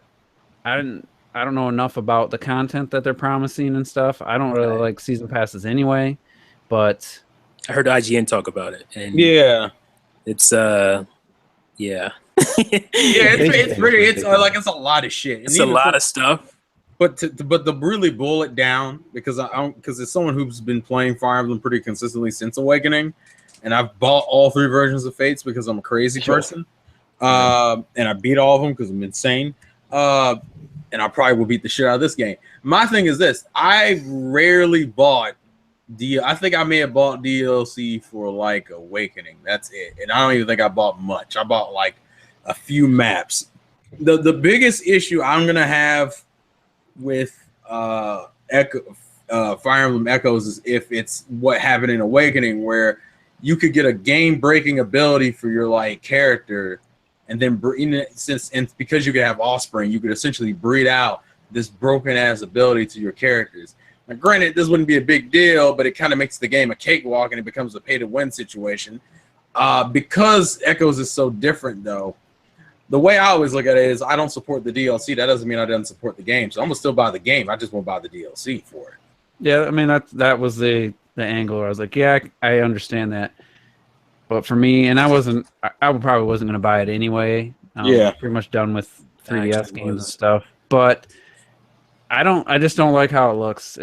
To me, it's a bad look. It's a bad look. Yeah, it's not season about pass more than the fucking game. Like, to me, that just I don't like it. It's not about the content. I know that. I'm pretty sure that the game will be a full game. It's just a bad look. It's just like you're announcing this now. The game ain't out yet, and the DLC is more than the game. It's just a bad look. I wouldn't rock like that with anybody else. I wouldn't rock like that with another company. I just can't do it for Nintendo either. So, well, see, I guess it's the difference, because for me, even most of the games that did that kind of stuff, I bought the game and just didn't buy the DLC. Like Marvel vs. Capcom, for example. When 3 came out, and then like 6 or 9 months later, Ultimate came out in the same damn year and had DLC that you had to buy if you owned the original version. I just didn't buy Ultimate. It was the same thing for Street Fighter 4. I mean, when they came out with all varying editions of that, I just bought the original edition. Actually, I traded in the original Super Street Fighter because I was so mad at that whole situation. Yeah. I wait for the last edition because I know Street Fighter how they get down. So that was my first time picking up Street Fighter in like years. Wait, what?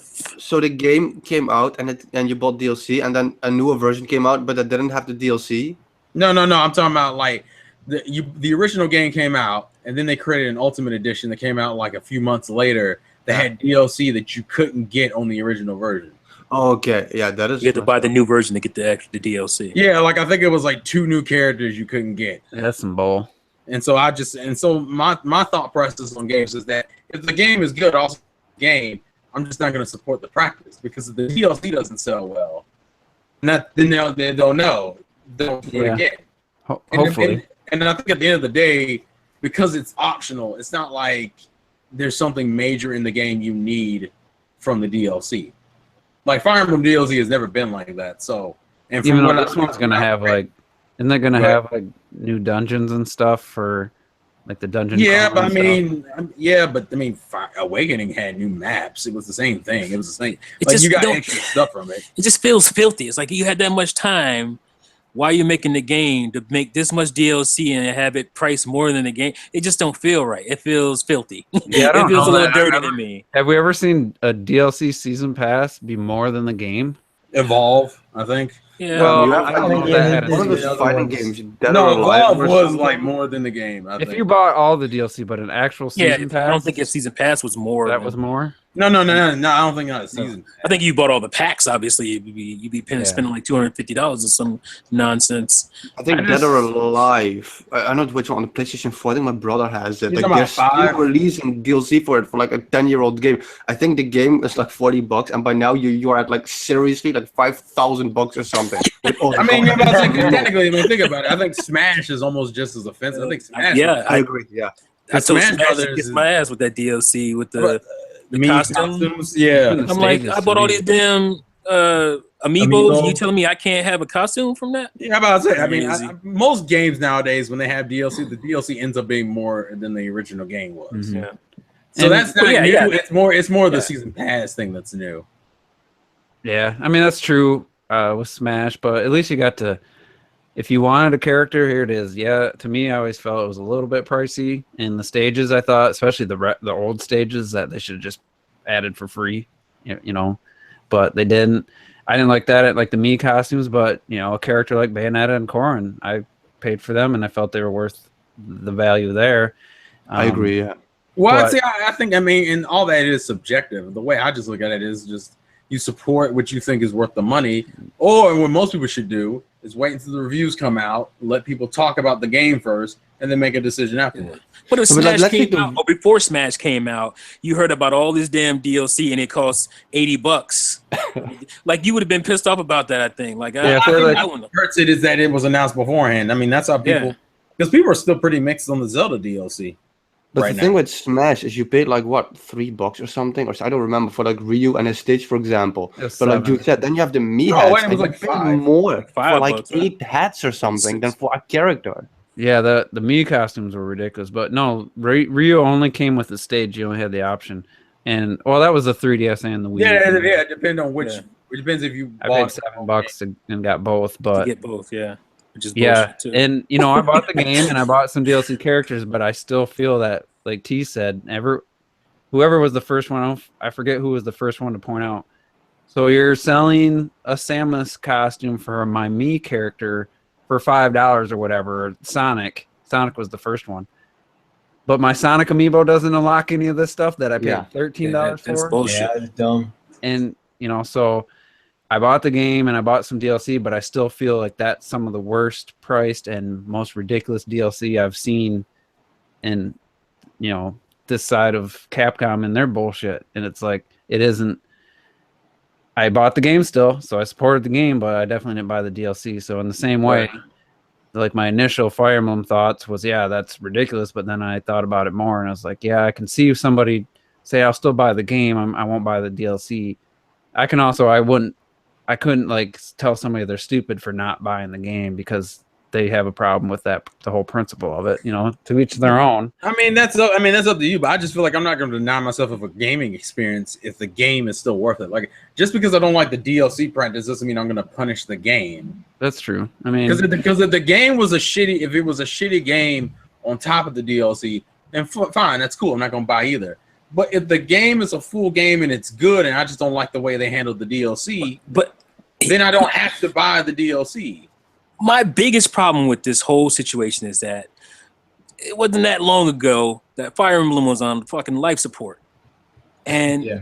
this is the game you're going to choose to do this type of stuff with when it just barely got back. Luckily, you brought it back from the brink, and you're going to do this game like that? yeah, Like, I'd almost just, save that for Metopia or some shit. Like, don't. No, to me, that's bring even that to worse. Fire Emblem. or it's- at least just do It makes another. sense to do with a popular franchise. It doesn't make sense to do with a fucking low tier franchise. I don't know though. Like after I just think you Awakening put bad to do. taste in people's mouths who maybe, who are glad to see Fire Emblem come back and, Well, my question supported it in is, the past. And like, I'm a person who was glad that, I bought Awakening and I was glad to see Fire Emblem come back. And now you're souring me. Like, I'm one of the people Because that you want. Fates was your kind of side. controversial. well, yeah, but you also got to realize something is that the culture we're in now, the gaming industry now, pushes DLC. And to me, Nintendo had, this will be the third Fire Emblem game on the 3DS, and the other two games had DLC packs. Yeah. Not to mention My the milking the question- shit my out of Fire question- Emblem. Like, how many Fire Emblems we've had in the last 5 years? Like, But my question is this: how well did those DLC packs sell on those two games? Because to me, there's some logic to it. It means It means that the DLC on the other two games sell pretty well to justify thinking, well, I guess we're gonna make this one like a giant DLC. Why would you go from why would you go from these small experiences and jump to this huge one unless the small experiences sold well? I understand what T says, because Fire Emblem was basically that, and then they started up with DLC for something that isn't really back yet, and then you have something, for example, like Animal Crossing, which already is huge, and Animal Crossing releases like DLC every month because there was new shit, and it was free for years. They never made you pay for it, and there was so much in it. But there, you had it in install base, and it was a lost franchise, so that technically should have been paid down. I just think it's Nintendo. But I think the difference is that Fire Emblem is still making money. It's not like a situation where the DLC burned them and they lost fans. They grew in fan base on top of this and the mobile game and the excitement for the Warriors game and the game that's coming out for Switch next year. It's not like if it was that offensive and people were that offended, the game wouldn't still be making money. But they should be realizing how this one does. Yeah, I think they're pushing their luck a little bit, though. Yeah. Oh no, they are. But with the sales of this game will prove it. Yeah. Well, I mean, come on, they released 3 versions of the same game, basically the same day. It is absurd. People were upset about the Fates debacle, and if you believe VG charts, Fates did not sell as good as Awakening. So, I mean, it hasn't been out as long. No, it sold more than Awakening. VG charts has it about 200,000 less. Well, I think overall, I don't think in like they don't. I don't think in US it didn't sell as much, but I think overall it sold well. Yeah, because they didn't break it down like into the 3 games. It's just as Fire Emblem Fate. So well, that's the other thing problem. Is, for example, you have a Pokemon where the differences are negligible, so people are free to choose. You get the exact same game as 1 or 2 different Pokemons. Mm-hmm. But with Fire Emblem, they were basically 3 completely different games. Yeah, kind of technically. Yeah. Yeah, it's kind of hard on that one because that one, Fire Emblem Fates was a little bit more convoluted than that. But the issue with Fates is that you essentially end up spending, if you bought each game individually, you ended up spending like, what was it, like $100, I think in total. Like it was like $80 to $100, I think. Yeah. And that was without 84 for the whole pack together or whatever. Yeah, you could get that. And it was before, and that was before you bought any DLC. That was just the game. Right. Because remember, this was a game that had the 3 split-up games and then had the balls to charge DLC on top of all that. On top of that, yeah. And people... That's what I'm saying. People still bought that game. I'm saying, but that gravy train won't last forever. Oh, no, it won't. And I think this is... And the fact that they've already announced that this is the last 3DS game, the last Fire Emblem 3DS game, we'll see how badly things have gotten when we see the sales for this game. I think this one they should have just passed and waited for that Switch one, because to me I think it's been too many too quick. And yeah, I agree. I would be shocked if this one like does even close to the Fates and Awakening sales wise. Do you even think it'll do $1 million? I think it might. It should do $1 million at least. But you think? I don't know. You also got to remember this game is very different in terms of gameplay style. It is. It's very different. Yeah. We'll see, So but this it's is not the like Fates. Terrell, you're breaking up. Go ahead. I was just gonna say, this is the first like major 3DS title since the Switch came out, if I'm not mistaken. Yeah. So we'll see if that could be a factor. Plus the 3DS is, even though they got the 2DS XL coming, it's still at the end of its life cycle, and I would be shocked if this new one does as well. I just think it's too many. It's too soon. Fate's just come out. Even though it says 2015, I felt like it was a 2016 game. Got the mobile app just recently. I mean, no. Fire Emblem Fates was 2016. Yeah, it's 20. It was 2015 in Japan. Yep. Which is actually because I think Echoes is already out in Japan. It came out like last month, and from what I heard, as far as sales goes for that, it sold about 85% of its shipment. So it's doing okay, I guess. So here's an interesting, since I was on VG charts, Mario Kart 8 Deluxe, which was out for what, 2 days in April? Yeah. Was the top selling game in the UK for April. It still is, isn't it? Still is. Well, it topped the UK those 2 days. It was the best selling game in all of April. All of April, yeah. which is wait, in, all in of the it. UK. That's a big deal. Like they That don't, is a big deal, yeah.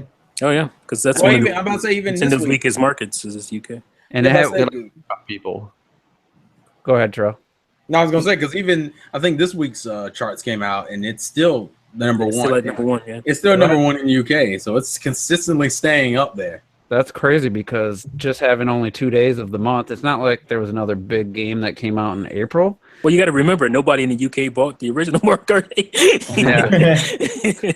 So this is a new game to them. Yeah, and then, I don't know. We haven't heard any numbers on the Switch, and in the UK, we know in Europe it's doing okay. You know, France and stuff's doing okay, but we haven't really heard any concrete numbers about Switches in Europe. UK is probably the weakest in all of Europe. It's one of the weaker regions for Nintendo. It is, yeah. So I think it must be doing good enough because when the Switch launched in the UK, the president of Nintendo of Europe was actually there. I mean, come on, you have more people living elsewhere, but he still decided to go there. I really think they're trying to focus especially a lot on the UK because it sells less than other places in Europe. There's a reason they went out and got FIFA for a Switch. yeah. Yeah. They want to make a push in UK. And Mario Kart 8 sold like almost 300,000 just in Japan in those 2 days, which is, I mean, it's not the biggest franchise in Japan either. Like, but they love their portable games. They like playing games on the go, and it's crazy that. Well, you even heard about the news today about how what was it NBA 2K18 The special edition is coming to Switch, and it's also Yeah. being released in the same day as the Oh, other boy. version. I didn't know And that. date. Yeah, Boy. it's the Shaquille O'Neal edition. Yeah, the Shaq one, yeah. day and date and the special editions, the overpriced $150 thing. Oh, And you bitches better buy that game. I you need calling my bitch? 2K. that's crazy. They got a special edition on a yearly basketball game. Yes. Oh yeah. Oh yeah, they do that. It's I three think different. it's It's three primarily because different. of the Shaq stuff. Yeah. It's Well, I three mean, different Madden's editions. done that before too. What do you get with Yes. it? I didn't hear this. What do you get Madden with it? 25. I don't know. I'm looking Better it up get right now. Signed Actually, autograph thing from Shaq if it's 100. nigga, I want. You get a pack of Shaq meat come with it. No, that's disgusting. Shaq Fu autograph Wait a Shaq. minute, Shaq I'm looking Fu this game. up. You got Why a is special NBA tingle, Shaq. Why is NBA 2K18 for the PlayStation 3? Yeah, it's for PS3 and Xbox. Why are 360. they doing they- that still? Because they scared. They don't Are you even need serious? PS4, Xbox One. They don't even need to be out yet. The 360 and PS3 versions of games would still be selling gangbusters. They could probably maybe put their Oh, new yeah. systems out last year. That like holiday 2016 probably would have been all right. They But left a lot of money on the table. I'm So trying to here's- see what's the. and Mario Kart, you're right. The second week it was still the top, and it beat out Prey and Pray a new game. that was praised first. A week. Not that first that- person shooter. That didn't have a big ad campaign or I don't even know what that game is. Oh, by Like, the way, I know what comes with the Legends edition. If anyone was still curious, go ahead. It's like 100,000. I guess that's virtual coins with VC VC spins. points, the VC coins. Yeah, then That's they got. for your that's for your My Career character. Oh, okay. Then you got 20 My Team packs to build your perfect fantasy team. Basically not worth it. A Shack Attack shoes. A free copy of Shaq Fu. Rookie Shaq jersey, Shaq official logo shirt, Shaq nickname jersey, Shaq championship ring. Shaq Walmart sneakers. and then you and then you get a poster, a 5 Panini cards, and Shaq My Team stickers. That sounds like the $200, how lamest much is it? shit I've ever heard in my life. And that's $100. That's the Wait, but are those all actual real clothes? no, No, those are no, that's that's in-game in-game crap. That's in-game. Oh, Yeah. yeah, The only that is physical good. stuff is the poster. I was sitting here like, holy shit, you got like Nikes and shit. The jersey. No, life You isn't have that to, easy. like, Then it probably be worth it. You have to be a Shaq super Oh, fan to like Yeah. to want that. I think. Exactly. Shaq. I mean, I love Shaq, but come on. No, Shaq, you don't. I think that's seriously one of the You only, tolerate Shaq, T. I We think tolerate because- him. Shaq ain't been around. We ain't been around the NBA for a minute. He so- gained some weight, man. He gained some weight. He a little chunky. Like he ate another Shaq. I think like they did that Kids because don't over like he here, used to. He ate In a Europe, 94 Shaq. Oh, shut up, T.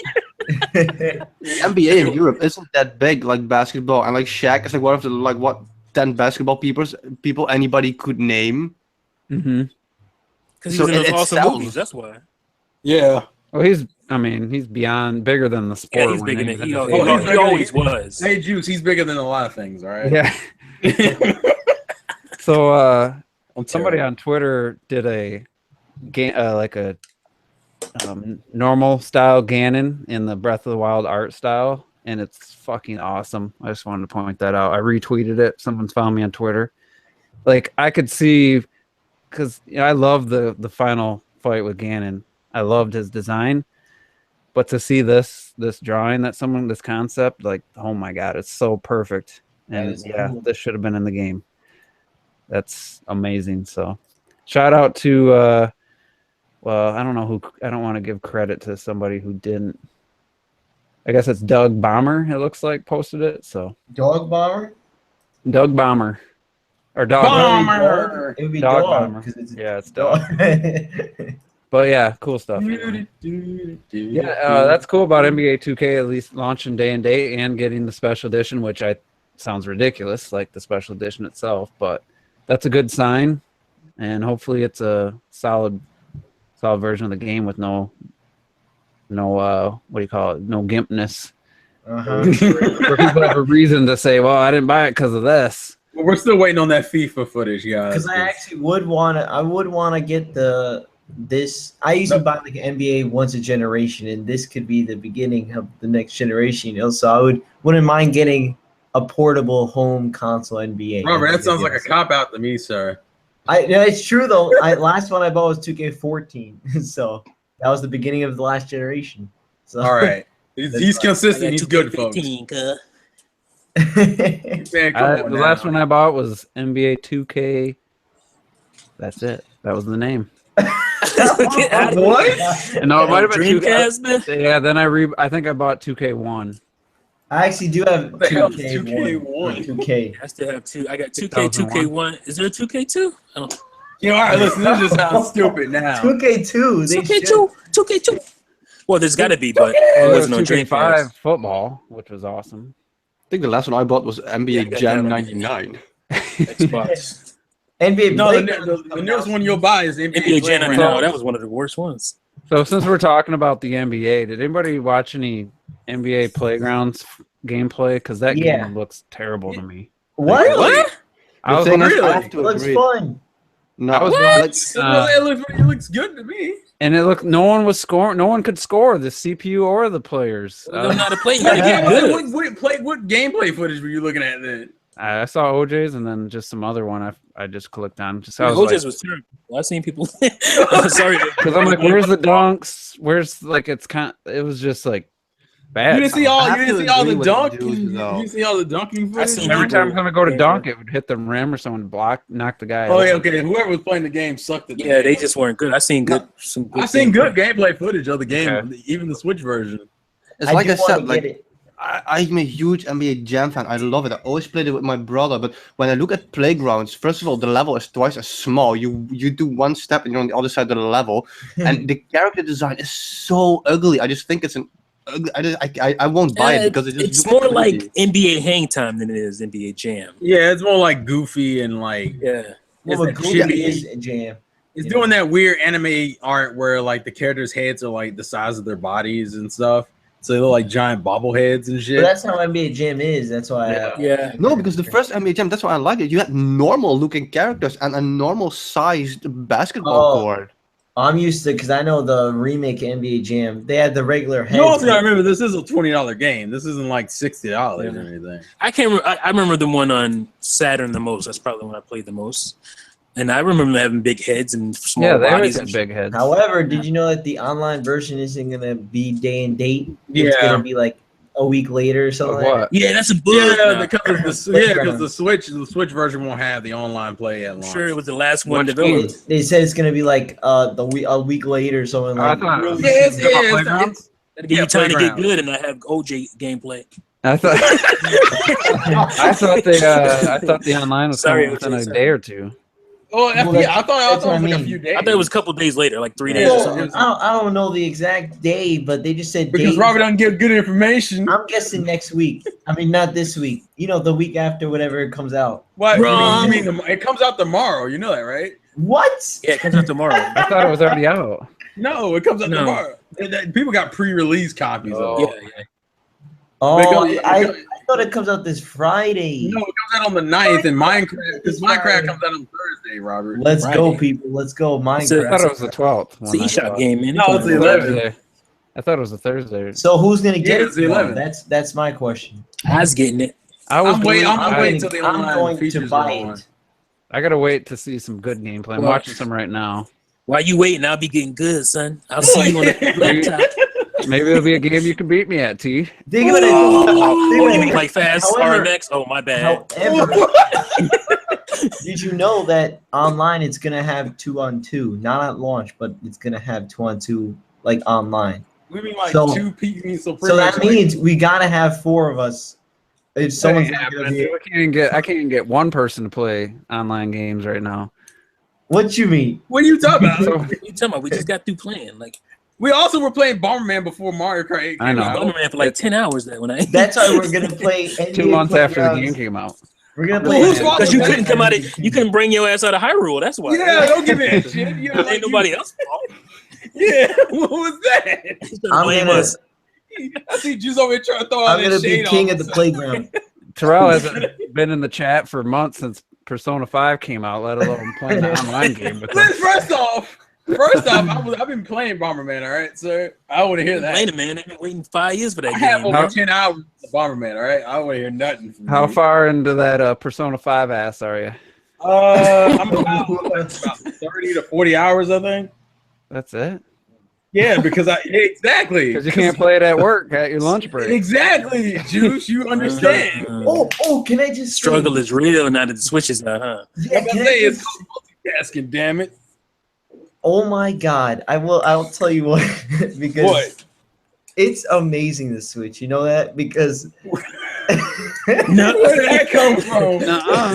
the reason Revelations. Is, the reason is because remember how I was saying I'm so glad that, console handheld hybrid. Well, I was always thinking about the handheld games like Pokemon on the TV, but I keep forgetting like I'm taking to school every day Mario Kart 8 on the go, and it's so Console. damn cool.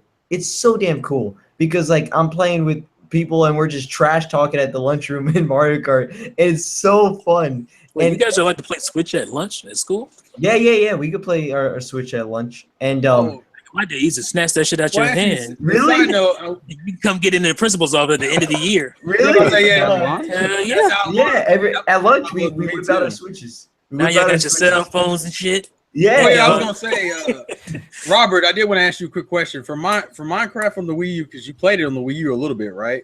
yeah. Did it have touchscreen support? Not that I remember. No, the whole thing is that was the worst part about that like version is that you would expect the gamepad to be utilized, but it wasn't at all. Well, Yeah. the reason why I brought it up because I'm on the eShop looking at some of the games on the coming soon list, and apparently it says under Minecraft it has touchscreen support. So Oh yeah, so maybe they might. I mean, I don't know if they're gonna do it, but they should have the crafting where you can click and drag. But I don't know if they're gonna do that. if I might could be the better worst. be, It might be the first Minecraft game I buy. Like I'm thinking about. I'm telling you, man, then Minecraft. we should make a Juices Loose server. And no, because all we're gonna do is get pictures of dicks everywhere. I don't want to deal with this. I can just see Robert over in the corner. What are you doing, Robert? I'm building some stuff. It's like a giant dick everywhere. But I'm telling you, man, the Switch is amazing because every time I like, people are so interested in that. Like, Nintendo is officially cool again in people's eyes. Like, I it's wouldn't say that yet. But it's No, like how man, in the especially beginning, at least in high school, man. It's getting People there, are it's like, getting there. oh man, yeah, that's cool. I want to get one of those. And then of course, it's a lot of casual people that are like, yeah, but you can't play 2K on that. I'm like, yeah, 2K Actually, keeps you coming can. to it. And then they're like, oh shit, really? Oh, You play Skyrim? Column. Yeah, you play Skyrim coming. yeah. And then they're like, that's crazy. but you can't play Steep on that. Yeah. Steam. Well, actually, you can. Do you want to? Is the question. Yeah, we just ain't got it yet.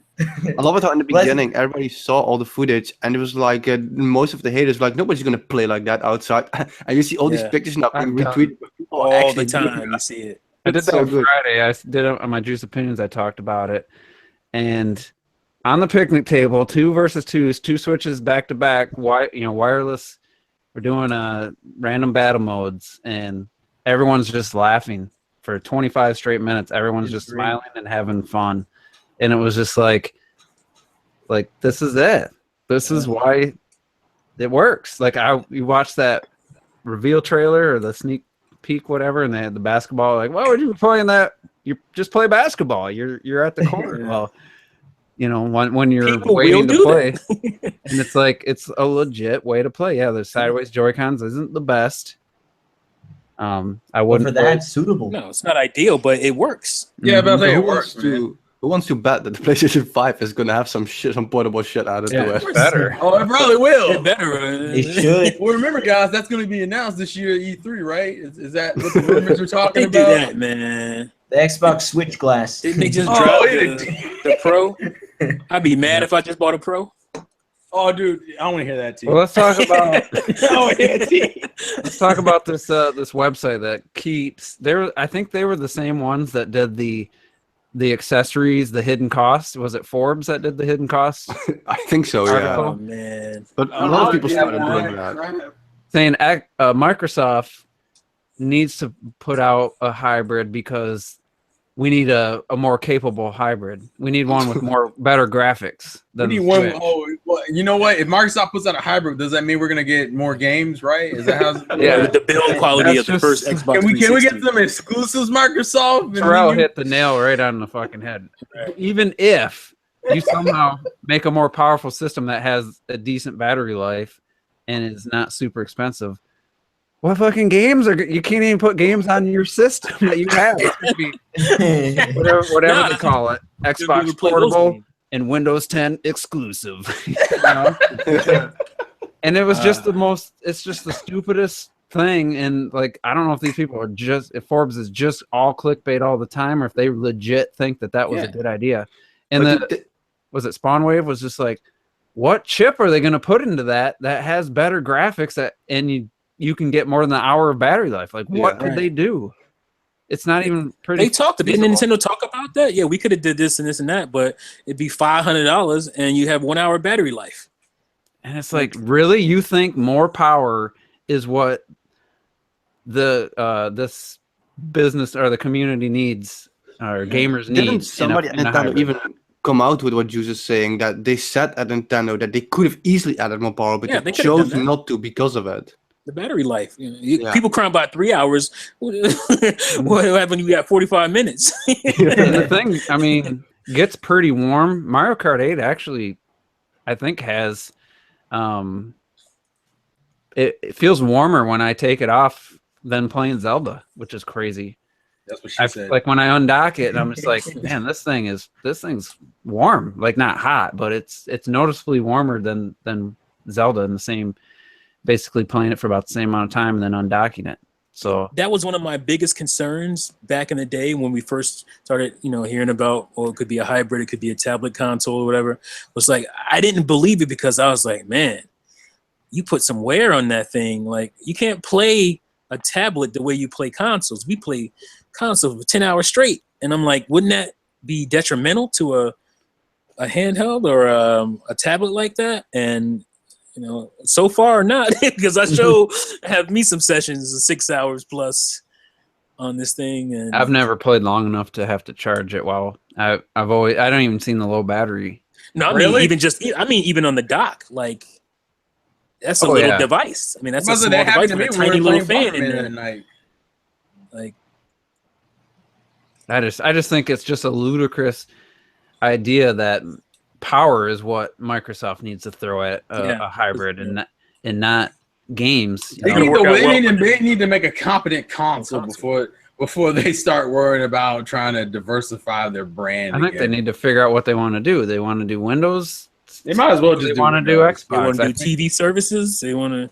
Obviously, that didn't work out too well. To me, they got to decide: do you want to have your games on Windows 10, or do you want to have your games on your console? Because wait a minute, Juice. You're making an assumption here. You're assuming that Microsoft has games. I want to somehow see They a got Forza, they commercial. got Halo, they got Gears. I want That's Yeah, the that's entire true. library, T. Well, you have Wait, people man, I'm like trying to help him out. Hold on. what Robert was saying earlier, like Crackdown. playing at Crackdown. school. go ahead.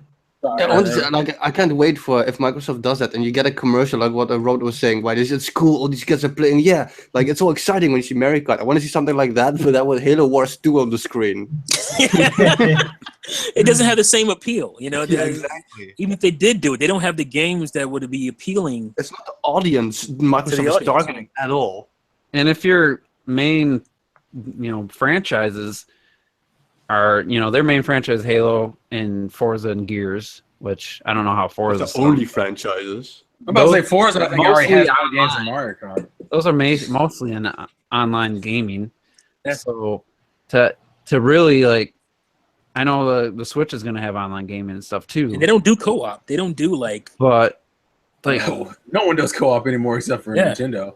and they even said they don't really see them. It's hard to invest in big single player experiences and stuff. And it's I don't know. It just the article just seemed ridiculous to say that power is what is the trump card with the Switch to beat the Switch, and I would think it would be what it can do feature wise in games more than just graphical power. Well, Can you imagine? I was going to ask you, did you want to get into that conversation about what Phil Spencer said about Zelda and Horizon in comparison to what that's something that they're not going to do? I mean, we can talk about it. It's kind of, and I think Retro had something to say too. We'll go to you first, and then we'll talk about that topic. Me first. Yeah. Okay, because I think I forgot. Mifa? I was going to say I forgot what I wanted to say. It wasn't too important. If I think of it, I'll say it. And somebody in the chat saying exclusives don't sell systems. That's true with the PS4's first 3 years, but that's not really in history.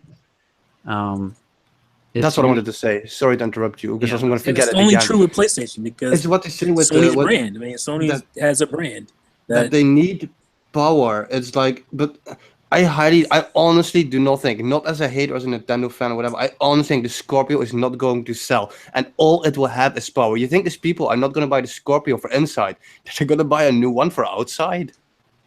What's the problem? No. See, the problem is that Sony and Nintendo had already built up legacies on IPs and well-established franchises. Even though Sony switches them out within each generation, they still have a few games that cross over, like God of War or Sly Cooper, and then you had new IPs in the form of Uncharted. That bled into PlayStation 3 and 4. Microsoft has 3 IPs that did that, and all the games that were exclusive are no longer exclusive. And the biggest problem Microsoft has always had is that Microsoft ends up burning its bridges. It's like it comes out with a game, and then we never hear about anything else about that game. But they choose to only have those 3. Well, exactly. IPs. They also don't keep IPs. Is Sunset Overdrive owned by Microsoft, or is that still by Insomniac? I think it's theirs. I think it's Microsoft's. I think it's a timed situation. If they're gonna make another game or something.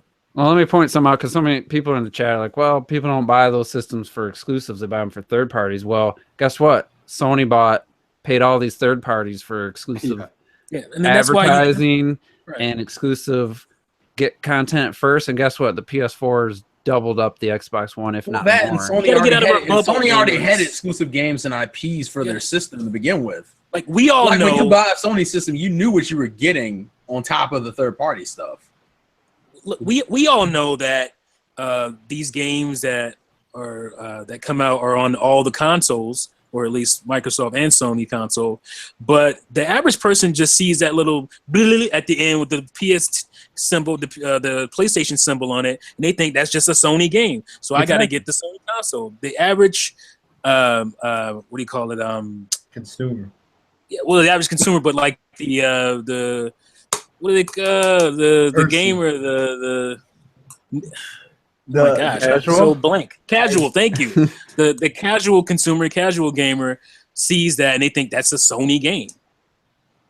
Sony was smart to that's do true. what Microsoft was smart to do a generation ago, and that's why their console sold the most. Just because they you had saw those the exclusive Xbox games. 360 logo at the end of all Right, these games. exactly. You always saw that little logo. But just to point out, somebody was talking about how Microsoft has the best online infrastructure, the best controller, this and that. Well, just like with Nintendo, you can say, well, Nintendo has the best exclusives, the best IPs, the best standards for quality, but that doesn't mean they're rarely number one with their console. The best So, controller yeah. is relative anyway. They just And make the most profit out of everybody. So even if Microsoft has the best online, and I think they do have the best controller between Sony and Microsoft, and all these great things, but it isn't the best selling. The PS4 is crushing it, and it's like, so that stuff doesn't matter to gamers. What they care about is what their friend has, what they're playing Call of Duty on, and just like T was saying, the guy I always bring up, I used to work with him for years. He only buys Sony systems. He thought, what was the first one? Watch Dogs. He saw the PS4 logo at the end. He thought it was PlayStation exclusive. Destiny. He thought that was a PlayStation exclusive. There's people like that who I buy thought the same thing with those two in the beginning. Yeah, and it's like you're pretty educated. You're a core gamer. Yeah, he doesn't. It's he only super knows the smart game. marketing. Yeah, He'll see a commercial and he'll text me, "Hey, what do you think of this game?" And that's the only way he knows games. And there's a lot of gamers like that. And a lot. They're way more than it's us. like, that doesn't mean that's the best. Like, so yeah, Sony, you have all these sales, you have all these uninformed gamers buying your system and stuff. Yeah, that's good, but then your exclusive comes out, and her Uncharted 4 was at what, 3 million or something before the bundle, and then it was at 6. Uncharted 4 with 60 million install base should be like a 10+ million seller. It sell the way Grand Theft Auto sold in that month. And GTA 4 or GTA 5 is the highest selling game, and then Black Ops 3 is right there. And it's like, do you want that as a Nintendo fan? Would you want that to be your top 2 selling games, GTA 5 and Black Ops 3? Nah. I would.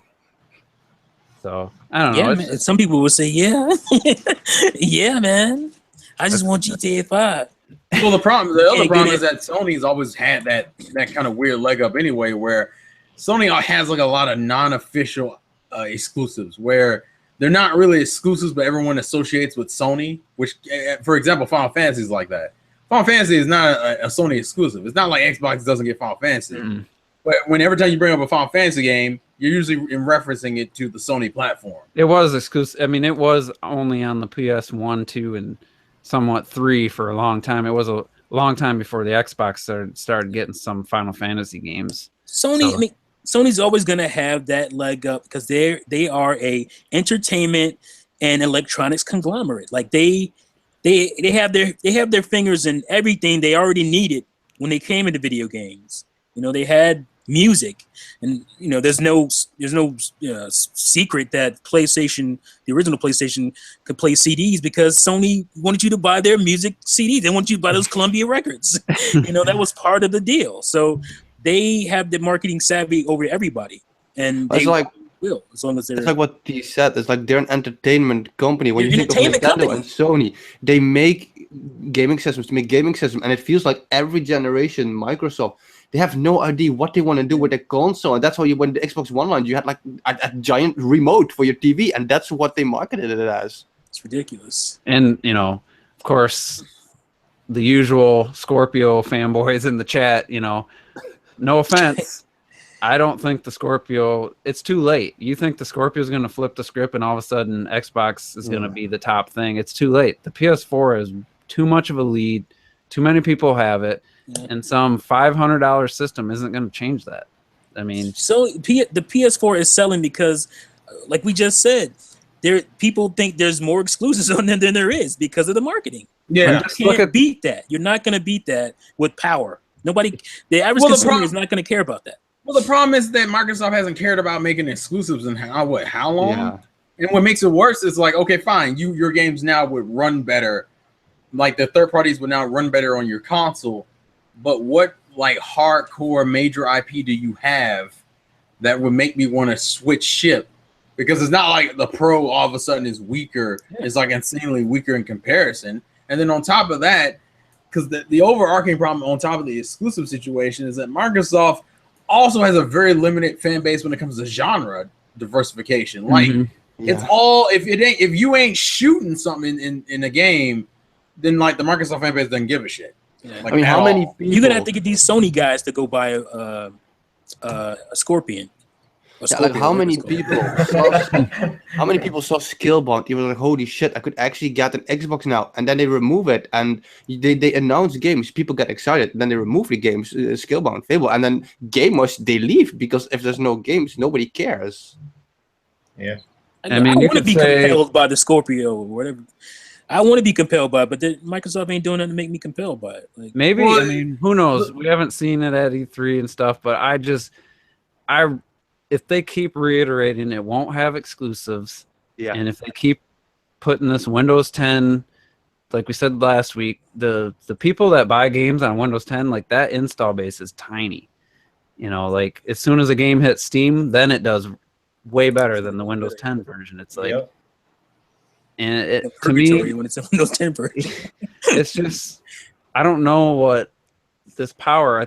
Like if this came out like maybe last year or before the Pro, I mean maybe because the S did actually put a little bit life back into the Xbox in the US, but even with all that, even with the Switch just killing it, if you believe VG charts, the PS4, other than the Switch's launch, the PS4 globally is still outdoing the Switch even with all this hype and stuff. And the PS4 is still selling almost 300,000 a week right now with, I mean, Persona 5 has been out a while. Like, why are people still buying the PS4 like that? Like, it makes no sense. They're selling PS4s on the moon and shit. I mean, yeah, their library's gotten way better, and they've had quite a few exclusives come out already this year. But it makes no sense that the PS4. I think it's because third-party games are coming out. I think it's because the third-party games are coming out, and people are buying them for the PlayStation 4 first. Yeah, but what big game came out the second week of the Switch? I think no, Outlast didn't come out that week, did it? Yeah, but even then, that's not. I don't think that's that big. I said the same thing to Juice a couple of days ago. I think that even the boss of PlayStation in the beginning was like, "Why are people buying this system?" They said that, and I can't imagine. When it first started, said that, didn't he? Yeah. He doesn't know why. He doesn't know why. He's like, just to kind of round out the Xbox conversation, I look at Xbox and exclusives the same way I look at Nintendo and third-party games. Because there was my same argument for the Wii U. Nintendo has to prove itself. Well, actually, the Wii U. When I was talking about the Wii U had to prove itself going an entire generation consistently getting third-party for me to believe that they would always get third-party. It's the same thing with Microsoft.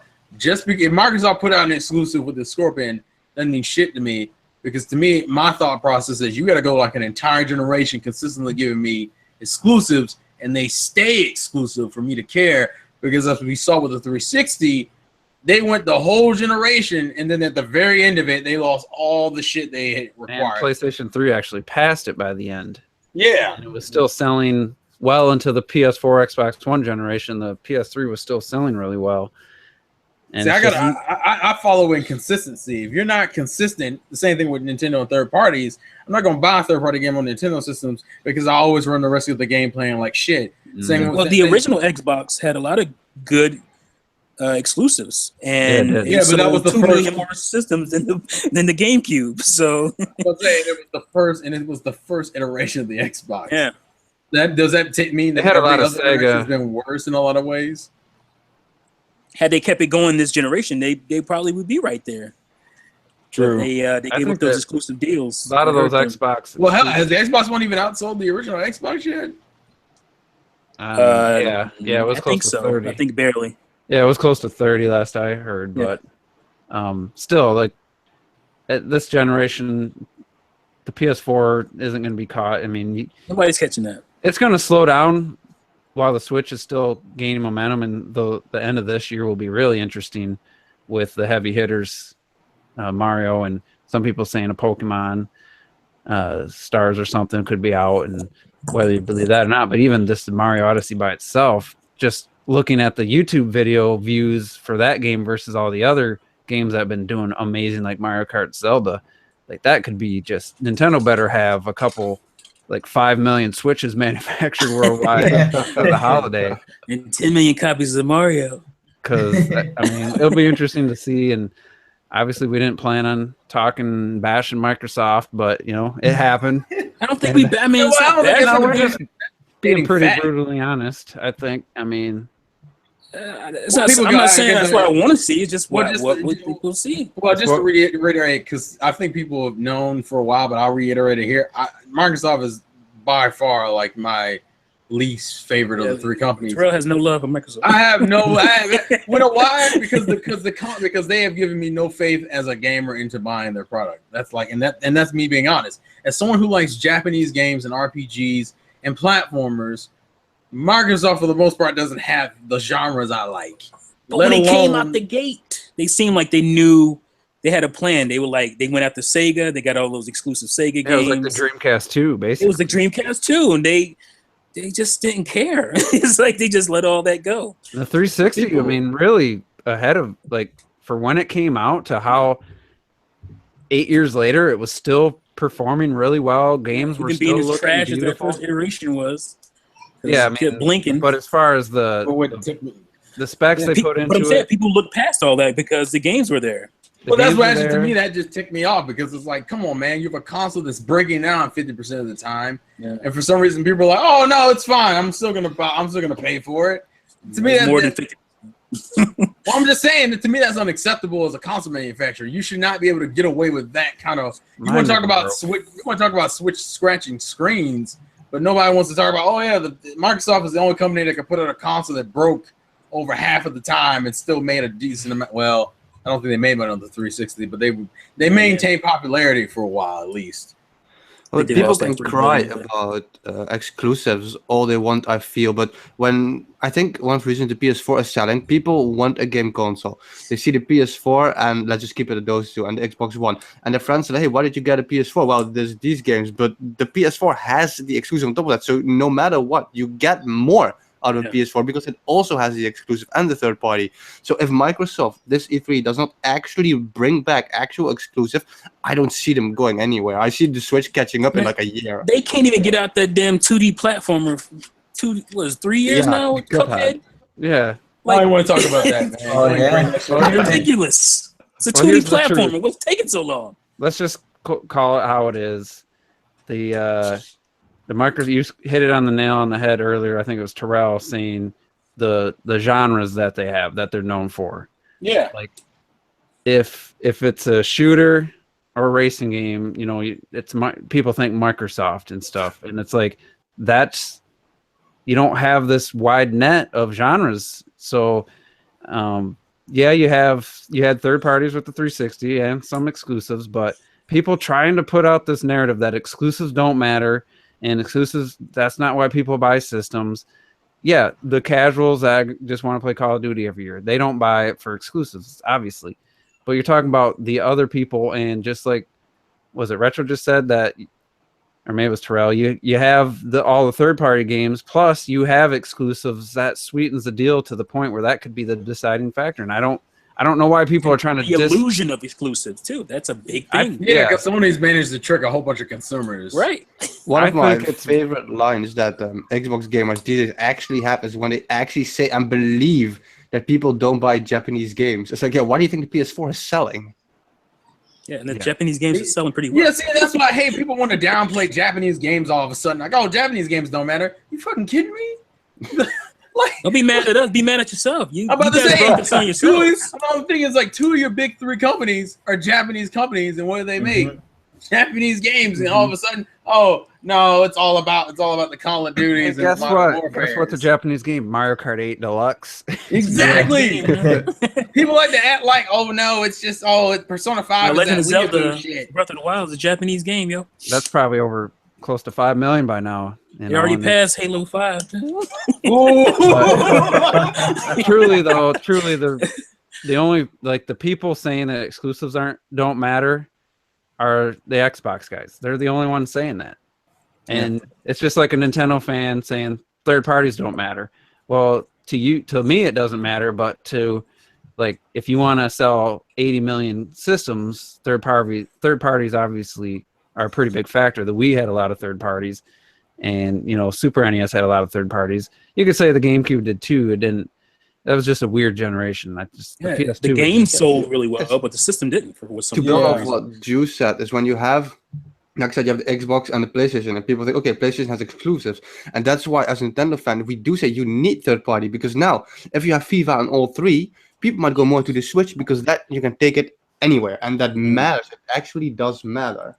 That matters way more than, oh, it's the Scorpio now. You have, native 4K FIFA. Now that'll matter to about 5% of the population. You got 3,000 blades of grass instead of 2,500. Yeah, I mean, a game like FIFA or Forza is going to look great in 4K, but the saturation of 4K TVs is so minimal, and the price. If you think that Scorpio is going to be anything under 500, you're just crazy, because Microsoft would just have to say, screw it, we're going to lose $1 billion on plus whatever research and development costs. They've been losing $1 billion here. Like they might put it at 450 or something, but I just don't think power is the solution. And if you think so, I mean, then that's your thoughts. And there's really no way to prove one way or the other. But I'm telling you, I feel like that momentum they had with the S coming out, that was a nice revision.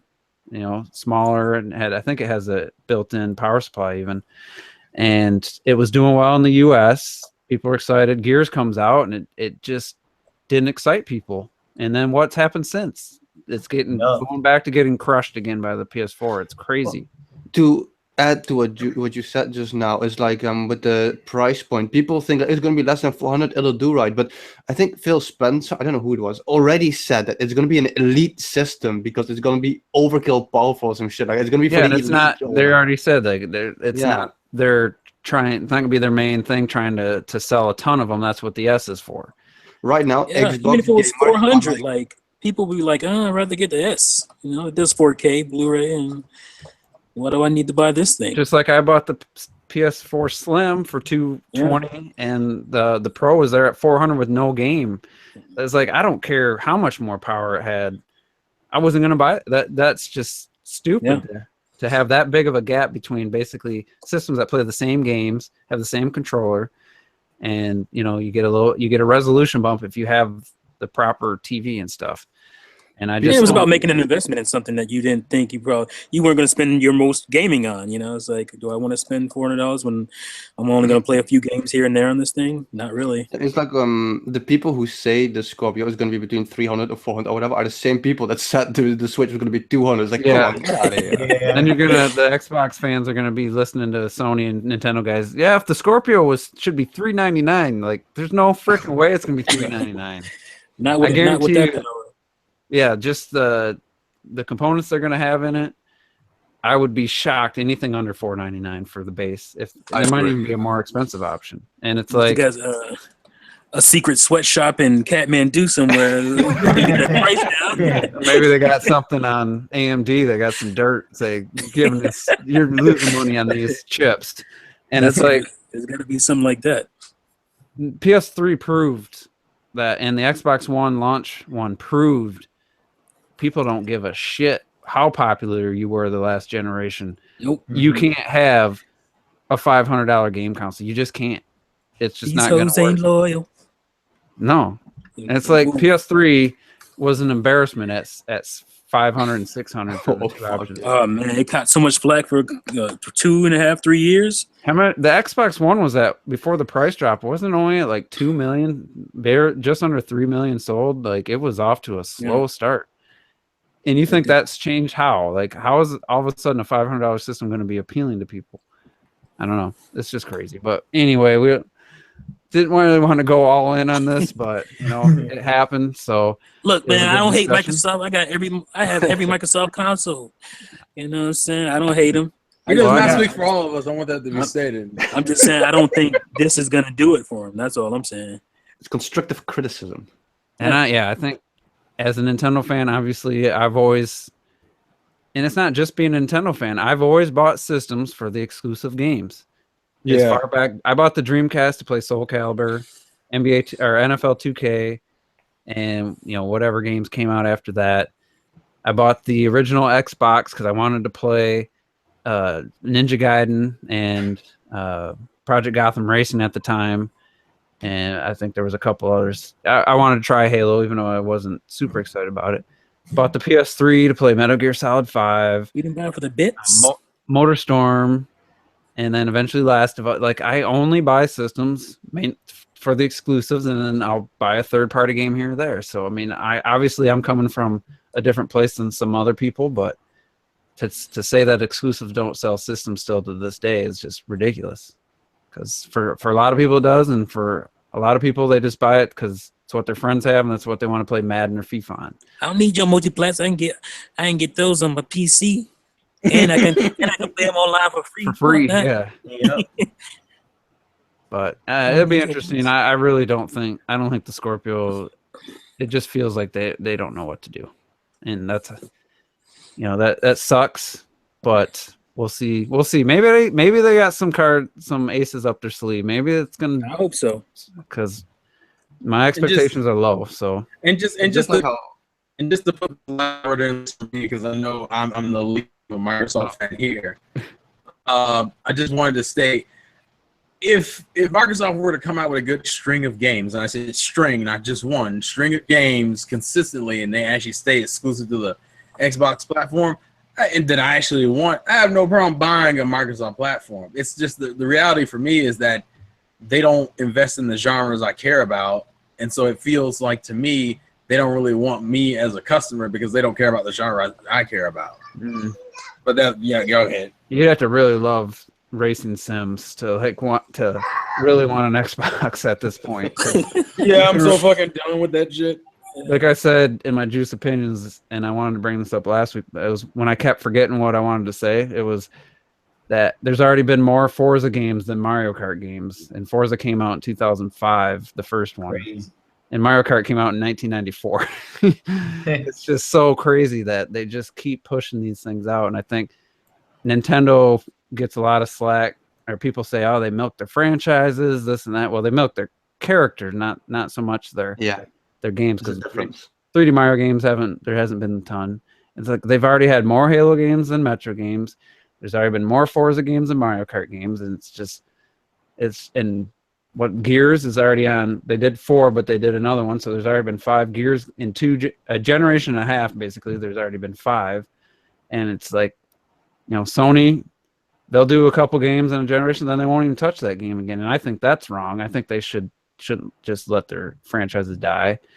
And so I think that's the both extremes. It's doing it too much. I think if there was like one Halo game per system, I think that Halo game would sell 10 million each time or something. I mean, there's no way to prove that, but it just kind of feels that way. We'll see what happens with this Mario Kart thing. If they start working on Mario Kart 9 and in the same generation we get 2 Mario Kart games on the same system, it'll be the first time ever, and we'll see what happens. But personally, I'm still hoping they actually started working on a new Zelda already for the Switch.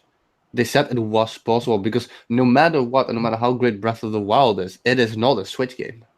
Yep, that's true. So, I mean, there's so many things we could talk about. So, next week, Rob, Rule 2 will be back on, and we'll have some things to announce and discuss. And then probably the week after, we'll start the E3 talks. Yeah. We already pretty much covered Microsoft today. I don't know what else we could say, but we'll see. So let's get some final thoughts and we'll get on out of here. So let's start with Terrell. I'm going to keep mine short and simple, and I'm also going to say something that Juice will be pretty happy about. I bought the Best Buy Gamers Club. All right. Unlocked. I'm going to try it because it lasts for 2 years from what I saw. So I'm going to give it a shot. And so Fire Emblem will actually be my first game I'm buying with that membership and see how well it goes. And you get 20% off Amiibo. Yeah, I know. I bought the Bayonetta ones. I Unlike fucking Amazon. I pre-ordered the Bayonetta ones. Yeah, me too. Damn, I knew you were gonna get them. I got both the damn Bayonetta. See, Juice. Do you work at Best Buy? Say what? Does he work at Best Buy? He keep pumping up there. I'm not gonna say Gamers Club. He got a blue shirt on in the I background. told you guys this. I spent $30 on the Gamers Club. I've already gotten $15 in coupons and saved like $30 some on games I was already buying. So I'm a couple months in and I'm already ahead by almost double what I paid for it. So That's not it's a good bad. deal. But yeah, What if you don't buy games? You just like to talk about them. Then that was dirty. See, but yeah, I'm gonna try it out and see how it goes. I pre-ordered the Bayonetta amiibos and I pre-ordered Fire Emblem from Best might Buy. as well pre-order Splatoon 2 and ARMS. Listen. Let's see how Fire Emblem goes, and we'll go from there. Dan, You having it shipped to your house, or you're gonna go pick it up? I'm gonna have that one shipped to my house because I'm curious. Because the biggest issue I have with Amazon is when it comes to same day shipping, I don't get it until that night, or I don't get it that day. So I'm gonna see how much better Best Buy is with that kind of stuff. The only thing I've had shipped from Best Buy, they ship FedEx Express. I got it like at 9 in the morning, which is crazy. But Well, dude, if I can get that, I'll be playing. that could have shit been an at work. exception. I don't know. Hey, look, if I can get it, I'll be playing that shit at work. Don't even talk to me, man. But other than that, yeah, really good podcast. I like the other console company discussion, and that's not just because of Microsoft. Me and my issues with Microsoft. I just like the discussion in general. This was really very with all the different games and stuff we talked about. I'm glad to have Retro Death back on. It's always a joy to have some more multicultural people on the podcast. And to see how much better his internet is than everyone else's, and his dominating ass and Bomberman. My ass still hurts from that. I haven't played it since because I was so distraught. You were fucking traumatized. But yeah, anyways, like I always say, life's a game. Play to win. We'll see you guys next week. All right, Robert. So I saw Guardians of the Galaxy too. I'm going to sleep, everybody. You guys gotta watch it. It's so much fun. I love it when they use comedy to hide a poor plot and. What? It isn't. It's not even a bad plot. I'm sure it's funny. I believe it's a funny movie. I disagree with that. That's actually, I think it's better than the first one personally because I you saw that saw on the it? weekend. Yeah, I saw it on the weekend too. I forgot to mention it because I'm not part of the movie podcast. Mhm. I have no interest. I'll watch it on Blu-ray, but It's a better film than the first one. I'll say that. Really, I actually think the first one's better. But What? yeah, there's a lot of lukewarm reviews. Let's just say people were trying to find the positive and were really. No, I think it's better written. It's super easy to find the positive because, it's just if you're just entertained by jokes and stuff. I mean, yeah. No, I think it's actually better written than the first one. The first one, Damn. yeah, and it's a much more character driven than exactly. the first one. Okay. Well, but anyway, and also Shenanigans. I call shenanigans. I don't. What side of the argument do you lie on, T? This is Civil War right here. Marvel is trash. It's all about that DC. Oh, he just wants to see Wonder Woman styles. That's all that is. It's Wonder Woman, batch. Oh, well. go ahead, Robert. I will say I know Retro Death agrees, but people should check out Little Nightmares. It's a pretty damn cool game. And also, I got Prey. I only played like a couple hours so far because the weekend has been working, and I don't want to work, but I want to play, and it's not on Switch, so I can't play it on the go. But it's pretty cool, and yeah, Mario Kart 8 is a ton of fun, and the Switch, I love it. I just want to keep switching all the time. And yes, bye-bye. You fucker. Go ahead, T. Follow that up. Guardians of the Galaxy is trash, like I said. No. No, just playing. I love the T first loved one. the first movie, yeah. But this one is not doing nothing for me, man. And I'm a huge fan of James I'm Gunn. telling you, you'll like it when you watch it. I'm not like these fake nerds who act like they know James Gunn forever. I actually been following him for a long I time. know his name. I couldn't tell you movies off the top of my head. I'm telling you, you'll like Sliver it. was one You'll of like his- it. You ever see Sliver or Slither? The Worm movie Slytherin? No, I never saw came it. out in 2006. Awesome. Movie. Anyway, yeah, great podcast, fellas. Good to have Retro on again, no doubt. Yeah, good podcast.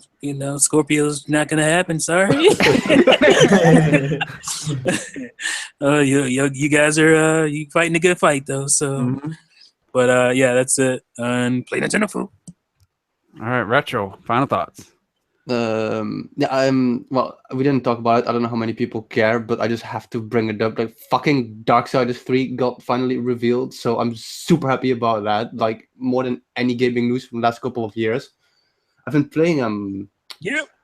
Wonder Boy, no, we are Wonder Boy, Dragonstrap on the Switch. I bought that finally because I wanted to, but now I'm starting to slow down a bit on Breath of the Wild. So I bought the Wonder Boy. I recommend it to anybody even slightly likes platformers. It's like playing a cartoon. It is such a beautiful game. Yeah, I was Apart interested from in that. I that, do want to get it. It it's looks hard, good. man. It's hard though. Is it hard? no, it's pretty easy. I feel. You get a little far. It's I mean, unforgiving if you die in That's the. like a button, and when you click it, like it fades into the retro mode. And basically, I'm playing, and I'm basically like hitting that button every 5 seconds. It's just Me so too. good. It's addictive.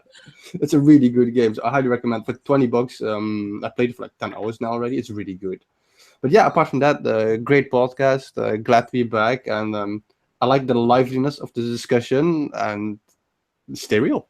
Yeah, you could tell there's some passion and you know for Microsoft on both sides, but I don't know, man. I don't have good feeling. Like I said, I don't envy being Phil Spencer at E3 because I don't know how he's going to try to spin this. But we'll talk about that as we get closer to E3.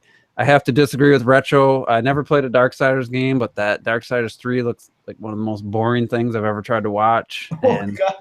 You gotta. It's about the story and the lore. The gameplay yeah, is the like lower part, but the gameplay just looked It's repetitive. Shade cast. Y'all didn't know. But Throwing shade. I put my glasses down, look like a pimp, man. Got my shades on. we'll You gotta see. just like buy Darksiders 2. It's literally like $5 a physical copy on the Wii U. It's like mega freaking cheap. Yeah, That's It ain't doing nothing for me either. I tried, man. It ain't doing nothing for me. No, I kept hearing it's like Zelda, but I'm not seeing Zelda when I You watch. guys are in like that the American music shit, you know. You need to listen to like the good music, like to appreciate the atmosphere of Darksiders. Yeah, I mean that's So now you a Darksiders hipster? Is that what you're trying to say? Oh shit, yeah. He's So- probably wearing a fedora right now, man. we'll try to. I don't know what we'll do next week. Hopefully, something news comes out. I don't want to do 3 weeks in a row of being harsh on Microsoft. I'll probably be here next week, so we won't have to worry about that. Yeah, Rob definitely likes Microsoft the most out of all of us. So, anyway, good discussion, and let us know what you think of getting off Nintendo's topic for a while there. It's been all Nintendo for the last 2 months. Yesterday was the first day I didn't play Legend of Zelda Breath of the Wild since it came out, so I went like 62 days or whatever. I forget how many exactly, but 2 months I played it every day, and I looked at my time log, and only 2 days out of those 60 I played it under an hour, and it's just ridiculous. And it felt weird, but I was so busy, and I rented a couple movies. Patriots Day, I gotta say, turn this to the movie podcast. That's one of the best movies I've seen based on a true story. That was just a fantastic movie. You gotta watch Deepwater Damn good. Highly Horizon. recommend. And it's Deepwater like, Horizon is if you watch Patriots Day, I don't care. You don't have to be an American. You don't have to be, from Boston. If you watch that movie and you watch at the end when they're showing real footage of the survivor running the marathon 2 years later with a prosthetic, for running. If you don't get if that doesn't warm your heart and bring tears to your eyes, then you are just one cold-hearted son of a bitch, and you don't care about anything, because that is one of the most touching things I've seen in so long that it just hit me, man. That's some good stuff. And like I said, you don't have to be an American. I think it's just a movie about the human spirit, and it's fantastic. So I wish I had supported it at the theater. I didn't know what to think of it. I thought it was too soon for that storyline, but great movie. Anyway, I didn't play Zelda, and I haven't turned my Switch on today. Today might be the first day I don't even play my Switch. So it feels a little weird, but we had a good discussion going. I didn't want to stop it, and we went pretty long, but I think it was worth it. So appreciate everybody for tuning in, everybody in the live chat, and my guest here. It was a great discussion. So let's keep them going, and we'll see everybody next week.